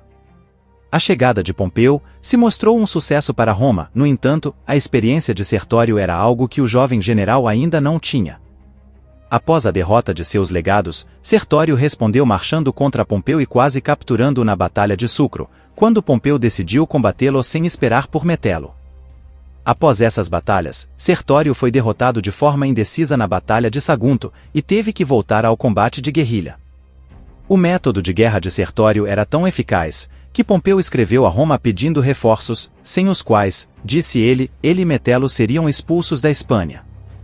Com estes reforços, Pompeu e Metelo ganhavam vantagem, esmagando o inimigo através de uma guerra de desgaste, capturando fortaleza após fortaleza. Embora Sertório ainda conseguisse algumas vitórias, ele estava perdendo a guerra e sua autoridade sobre seus homens estava diminuindo. Como ele era um rebelde no exílio, nenhum romano queria passar para o seu lado, então, ele deveria se contentar com o máximo de nativos que conseguisse recrutar. Ele perdeu grande parte de sua perspicácia e autoridade, caindo no alcoolismo e na devassidão. Sertório se aliou novamente a piratas cilícios, que tinham bases e frotas por todo o Mediterrâneo. Nesse mesmo ponto, ele negociava com o poderoso Mitrídates VI do Ponto. Em meio a isso, ele se comunicava com os escravos insurgentes de Espartaco na Itália. Mas devido aos ciúmes entre os seus altos oficiais romanos e alguns chefes ibéricos, uma conspiração estava começando a tomar forma. Pompeu e Metelo vinham reprimindo lentamente a rebelião de Sertório. Incapazes de derrotá-lo em batalha, eles optaram pela guerra de atrito, o que funcionou contra Aníbal um século e meio antes, agora seria usado contra Sertório. Metelo sabia que a queda de Sertório significaria o fim da guerra, então ele começou a pensar em um plano. Se algum romano matasse Sertório, receberia 100 talentos de prata e 20.000 acres de terra. Se fosse um exilado, estaria livre para regressar a Roma. Isso deixou Sertório paranoico, e começou a desconfiar de sua comitiva romana. Ele também não confiava mais no seu guarda-costas romano, e o substituiu por um espanhol. A guerra não ia bem, por isso os aristocratas e senadores romanos que compunham as classes mais altas do seu domínio, ficaram descontentes com Sertório. Eles ficaram com ciúmes do poder de Sertório, e Perperna, aspirando a tomar o lugar de Sertório, encorajou esse ciúme para seus próprios fins. Os conspiradores começaram a prejudicar Sertório, oprimindo as tribos ibéricas locais em seu nome. Isto despertou descontentamento e revolta nas tribos, o que resultou num ciclo de opressão e revolta, sem que Sertório soubesse quem estava a criar tais danos. Perperna e seu companheiro conspirador convidaram Sertório para um banquete para celebrar uma suposta vitória. Embora na maioria das circunstâncias todas as festividades para as quais Sertório fosse convidado fossem conduzidas com grande propriedade, esta festa em particular era vulgar, destinada a ofender o habilidoso general e tirá-lo do sofá, e colocá-lo no meio da multidão, onde uma faca poderia ser enfiada em suas costelas sem dificuldade. Enojado, Sertório mudou de postura no sofá, com a intenção de ignorar todos eles. Isso representava um problema, pois Sertório, embora já estivesse na meia-idade, tinha uma merecida reputação de lutador habilidoso. Eles mudaram de tática. Perperna deu o sinal aos seus companheiros conspiradores, e eles correram e esfaquearam o desavisado Sertório até que ele morresse. Ao saber da morte de Sertório, alguns de seus aliados ibéricos enviaram embaixadores a Pompeu ou Metelo e fizeram as pazes. A maioria simplesmente foi para casa. Para piorar a situação para o conspirador, o testamento de Sertório nomeou Perperna como seu principal beneficiário. Já desonrado como o homem que matou seu comandante, o homem que lhe deu refúgio, Perperna também revelou ter matado seu principal benfeitor e amigo. E agora que ele estava morto, as virtudes de Sertório foram lembradas e as suas recentes atrocidades esquecidas. As pessoas geralmente ficam menos enfurecidas com aqueles que morreram, e, quando não o veem mais vivo diante delas, tendem a insistir com ternura em suas virtudes. Assim foi com Sertório. A raiva contra ele de repente se transformou em afeto, e os soldados se levantaram clamorosamente em protesto contra Perperna. A República Romana independente de Sertório na Espanha ruiu com o renovado ataque de Pompeu e Metelo, que esmagaram o exército de Perperna e eliminaram a oposição restante. Pompeu e Metelo destruíram completamente os conspiradores, pois, segundo eles, traição era algo inaceitável para um romano. Muitos historiadores descrevem a vida de Sertório como uma grande tragédia. Os talentos de Sertório foram desperdiçados, sua vida perdida, em uma luta inglória que ele não queria, não poderia vencer e não poderia escapar. Ele lutou bravamente com o que tinha em mãos, e formou uma resistência que por anos derrotou vários generais de Roma, e além de tudo, se não fosse a inveja de seus companheiros, e a traição, é provável que a guerra duraria ainda mais. Sertório foi mais um talento romano que foi desperdiçado, poderia ter ajudado muito na expansão da República Romana, mas, as guerras civis, como sempre enfraqueceram e dividiram Roma. Sertório por alguns momentos conseguiu de certa forma, humilhar até mesmo o grande general Pompeu, fazendo ele implorar mais recursos ao Senado. Isso só mostra o quanto Sertório foi grande. Mesmo em grande desvantagem, ele conseguiu derrotar muitas vezes as forças romanas, principalmente com suas impressionantes táticas de guerrilha. Apesar de ser especialista em guerrilhas, Sertório era o melhor na guerra convencional. Mesmo com as tropas formadas em sua maioria pelos nativos treinados por ele mesmo, Pompeu e Metelo perceberam que não o venceriam decisivamente em uma grande batalha, e por isso decidiram usar a guerra de exaustão. Não podemos esquecer que Sertório estava em aliança com o rei Mitrídates VI do Ponto, através de comunicados enviados por seus aliados piratas, cujas operações abrangeram todo o Mediterrâneo. Além disso, é provável que ele estava em comunicação direta com os escravos de Espartaco na Itália, o que nos dá a impressão de que Espartaco, ao contrário da opinião popular moderna, poderia ser aliado de Sertório, que também era aliado do rei de um dos estados mais poderosos do leste.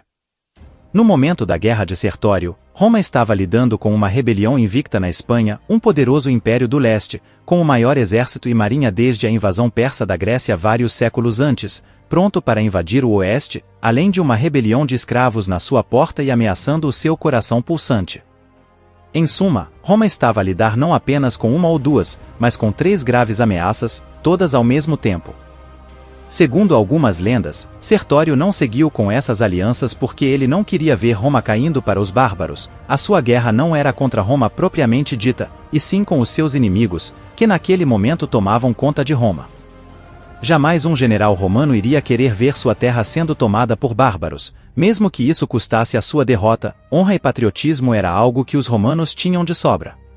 Não podemos nos esquecer de que ele se manteve romano, e durante todos os anos de sua guerra ele sempre seguiu as tradições romanas. É provável que ele sonhava em ser perdoado e poder voltar para sua casa, mas não tinha escolha, os seus inimigos jamais o perdoariam.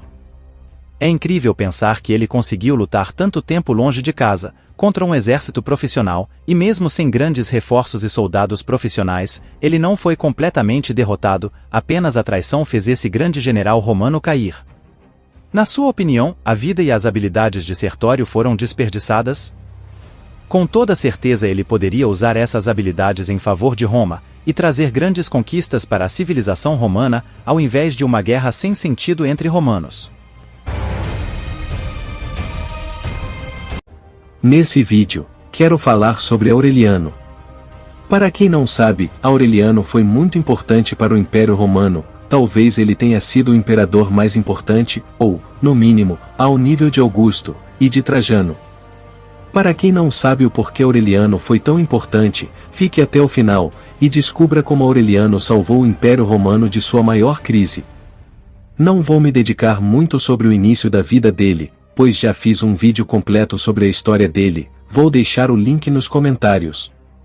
Aureliano é talvez o imperador romano mais subestimado de toda a história, e como general, está no nível de César e Cipião. Pelo menos em minha opinião. Se você discorda disso, deixe nos comentários.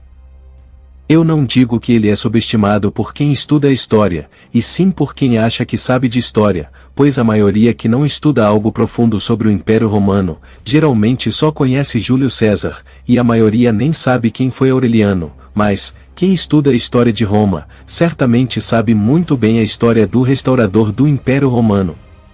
A maior crise da história de Roma começou em 235 d.C., com o assassinato do imperador Alexandre Severo por suas próprias tropas, dando início à famosa crise do terceiro século. Durante o período de 50 anos seguintes, o Império viu as pressões combinadas de invasões bárbaras e migrações para o território romano, guerras civis, rebeliões camponesas e instabilidade política, com vários usurpadores competindo pelo poder. Isso levou ao aviltamento da moeda e ao colapso econômico, com a peste de Cipriano contribuindo para a desordem. As tropas romanas tornaram-se mais dependentes ao longo do tempo da crescente influência dos mercenários bárbaros conhecidos como federados. Os comandantes romanos no campo, embora nominalmente trabalhando para Roma, tornaram-se cada vez mais independentes, lembrando muito a República Romana no primeiro século a.C. Aureliano entrou no exército aos 20 anos, em 234 d.C., um ano antes do estopim da crise.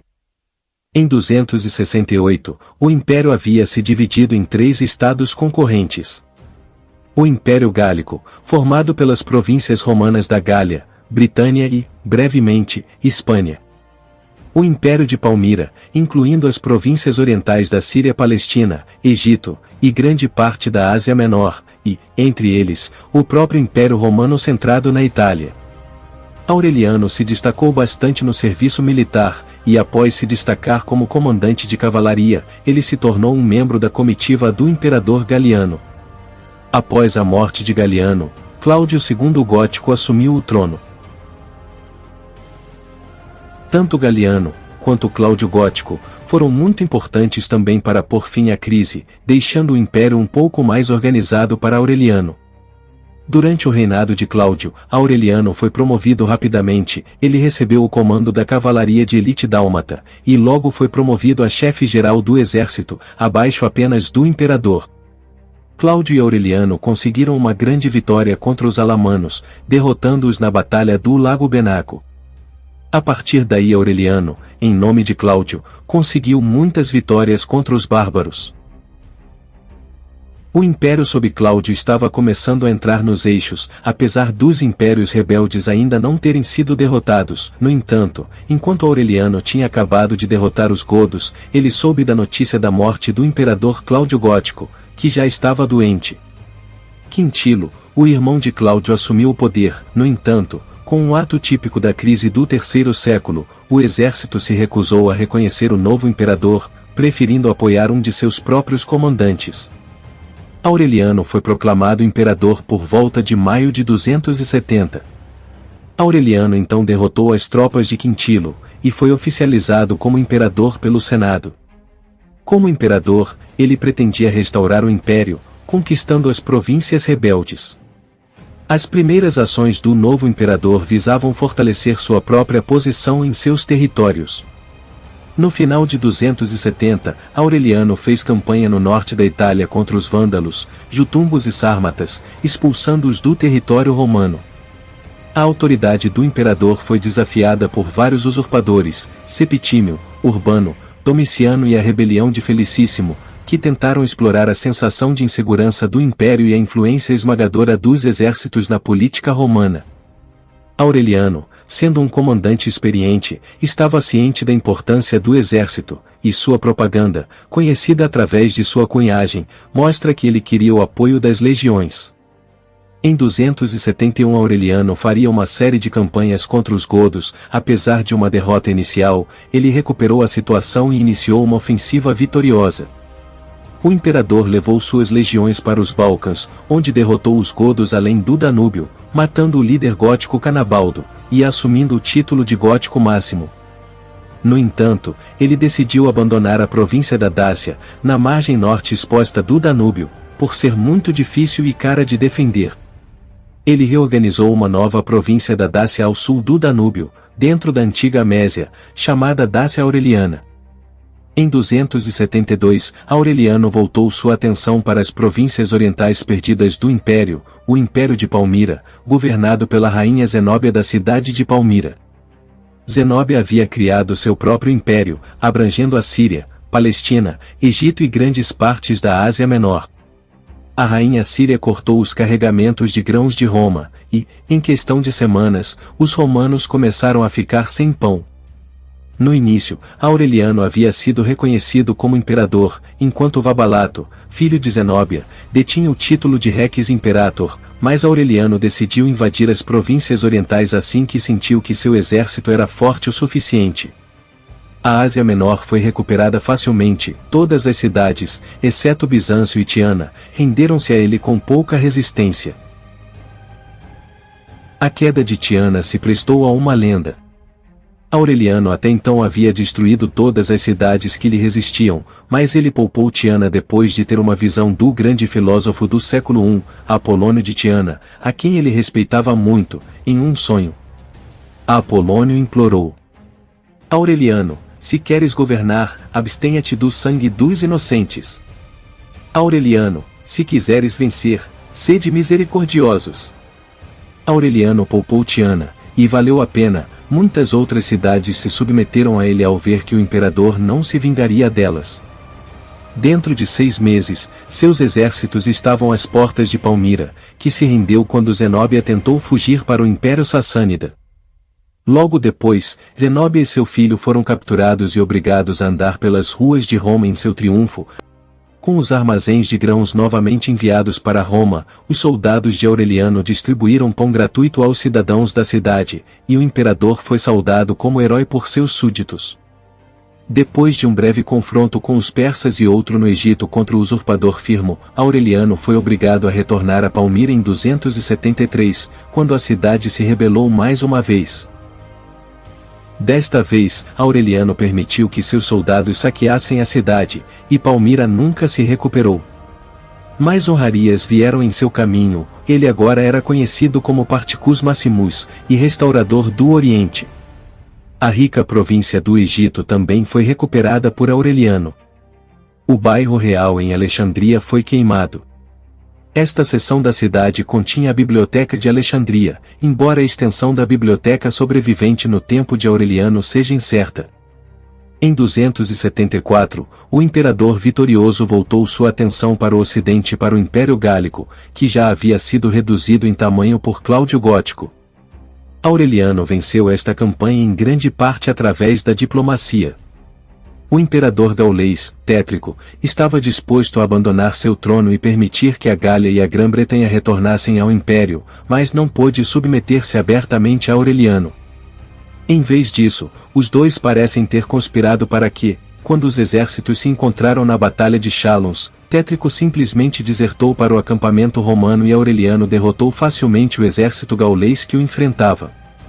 Aureliano retornou a Roma e ganhou seu último título honorífico do Senado: Restitutor Orbis, ou Restaurador do Mundo.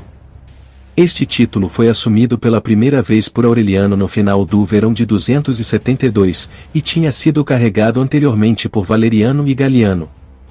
Em apenas 4 anos, Aureliano derrotou os bárbaros que ameaçavam Roma, acabou com os dois impérios rebeldes, unificando todo o Império Romano novamente, além de ter estabilizado a economia, que antes dele estava em ruínas. O espírito inquieto de Aureliano não resistiu por muito tempo a uma vida de nação na cidade. No final de 274, ele começou uma expedição contra os persas, parando na Trácia pelo caminho.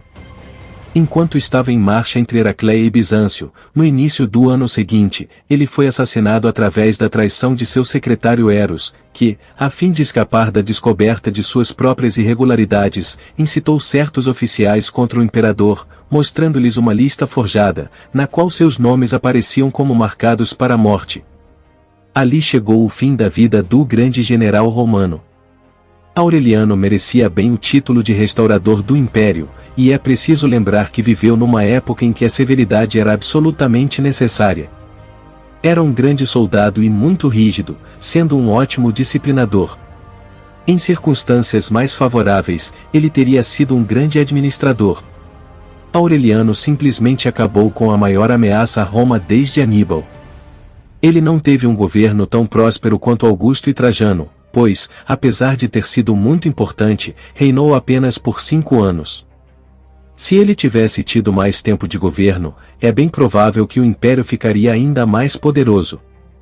O Senado desejava que cada imperador fosse mais sortudo que Augusto e melhor que Trajano, no entanto, eles deveriam adicionar também, que cada imperador fosse tão disciplinado quanto Aureliano. E você, acha que Aureliano pode ser comparado aos melhores imperadores de Roma? E também pode ser comparado aos melhores generais? Deixem nos comentários.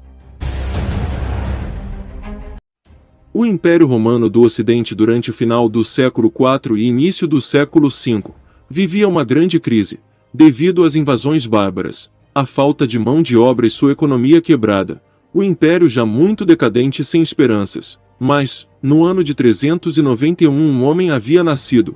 Esse homem viria a ser conhecido como o último dos romanos, e seria o grande responsável por colocar ordem em um império decadente. Hoje iremos conhecer a história do grande general Flávio Aécio, o último dos romanos. Aécio nasceu em Durostoro na província romana da Mésia. Seu pai se chamava Gaudêncio, e era um respeitado general. A mãe de Aécio, Aurélia, era uma dama rica e aristocrática de ascendência romana. Em sua juventude, Aécio serviu à corte imperial, e depois foi promovido à posição de tribuno militar, potencializando sua futura entrada na política. Entre 405 e 408, ele foi mantido como refém na corte de Alarico I, rei dos visigodos. Em 408, Alarico pediu para manter Aécio como refém, mas foi recusado. Pouco tempo depois, Aécio foi enviado para a corte de Eudino, rei dos Hunos. A educação de Aécio entre os bárbaros deu a ele um conhecimento e pensamentos em comum entre militares romanos contemporâneos. No ano de 423 o imperador ocidental Honório havia morrido, um militar chamado João havia sido escolhido como sucessor, mas ele não era membro da mesma dinastia do imperador oriental Teodósio II. Teodósio então organizou uma expedição militar para impedir a coroação de João e colocar o jovem Valentiniano no trono. Ele era sobrinho de Honório. João então enviou Aécio aos Hunos, para pedir ajuda. João não tinha um exército muito forte e se fortificou em Ravenna, onde foi morto no verão de 425. Pouco tempo depois, Aécio voltou à Itália com um grande exército huno, descobrindo que João havia sido executado e que o poder agora estava nas mãos de Valentiniano e sua mãe Gala Placídia. Entretanto, Aécio atacou o exército de Aspa, forçando Gala Placídia a assinar um acordo.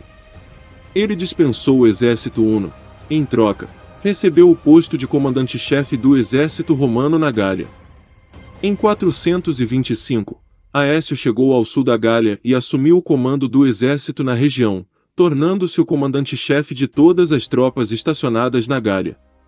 Enquanto Aécio fazia campanha na Gália, havia uma luta contínua pelo poder entre Aécio, Félix, Bonifácio e Gala Placídia, mãe e regente do imperador Valentiniano. A influência de Aécio sobre os contingentes auxiliares bárbaros garantiu certa segurança e autonomia, tornando-se rapidamente o homem mais influente da Gália. Arelate, uma importante cidade da Gália, estava sob cerco dos visigodos, liderados por seu rei Teodorico I. Aécio derrotou Teodorico, destruiu o cerco de Arelate e expulsou os visigodos de volta a Aquitânia. Nessa mesma época Aécio se casou pela primeira vez, e teve um filho. Em 428 ele lutou contra os francos sários, derrotando seu rei Clódio e recuperando alguns territórios que estavam sob ocupação franca ao longo do Reno.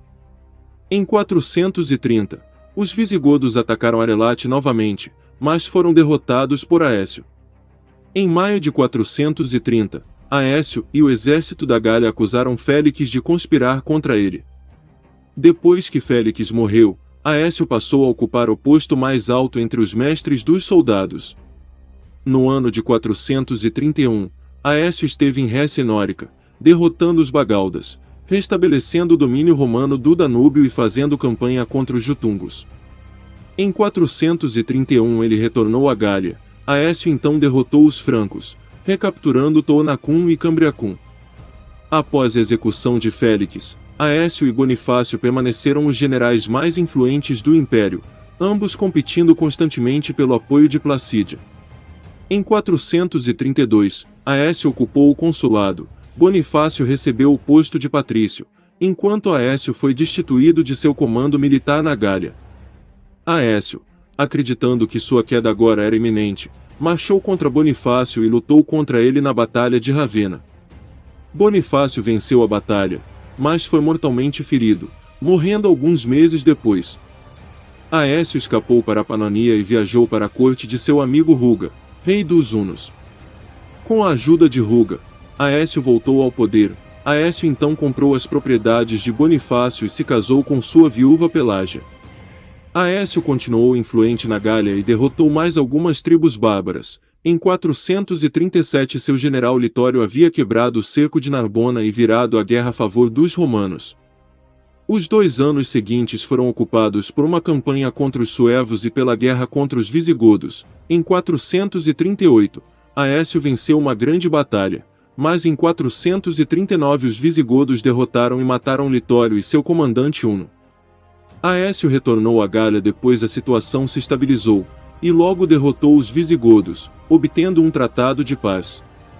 Em seu retorno à Itália, ele foi homenageado por uma estátua erguida pelo Senado e pelo povo de Roma por ordem do imperador. Um novo líder huno conhecido como Átila, queria se casar com Honória, irmã do imperador Valentiniano III. Ele exigiu como presente de casamento a metade da região ocidental. Com a recusa, Átila invadiu a Gália, porém essa decisão principiou sua primeira derrota militar. As forças imperiais comandadas por Aécio, com o auxílio dos visigodos, alanos e de outros povos, pararam os hunos em Orleans, forçando-o a se retirar após a derrota decisiva na Batalha dos Campos Catalúnicos. Essa vitória salvou o Império Romano das mãos de Átila, que havia conquistado uma grande parte da Europa. Após essa derrota, os hunos não representariam mais uma ameaça aos romanos. Com essa vitória, Aécio deu mais fôlego, moral e tempo para o Império Ocidental. Aécio estava muito popular, e era muito querido pelo povo romano. Com isso, o imperador Valentiniano invejou sua popularidade e ficou com medo de Aécio pretender o trono. Com isso Valentiniano mandou executar Aécio em 454, o que nas palavras de um conselheiro imperial, foi como se sua mão direita fosse cortada pela esquerda. 2 anos depois, 2 oficiais de Aécio assassinaram o imperador e vingaram a morte do general. Não há dúvidas de que Aécio era um grande general, E junto com sua morte foi embora a chance do Império Ocidental voltar a ser poderoso. Aécio foi um grande general, que fez de tudo por sua pátria. E no final, como muitos outros grandes heróis romanos, ele foi traído por sua própria pátria. Ele sem dúvidas mereceu o título de o último dos romanos.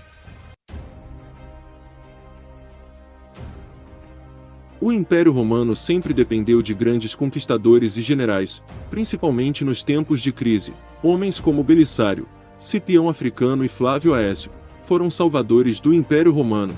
Mesmo sem muitos recursos disponíveis no momento, conseguiram derrotar grandes inimigos e salvar o Império Romano. Além disso, eles têm outra coisa em comum: todos eles foram traídos por seu próprio povo. Vamos para mais um vídeo, galera. Muito obrigado a todos vocês que nos acompanham. Gostaria de pedir que nos siga no Instagram e deem uma olhada nos livros que sempre deixo na descrição e nos comentários. Mesmo se você entrar em um link e comprar outro produto, ainda assim está nos ajudando. Um bom vídeo a todos. Belisário nasceu em 505 d.C., em uma cidade fortificada na Bulgária.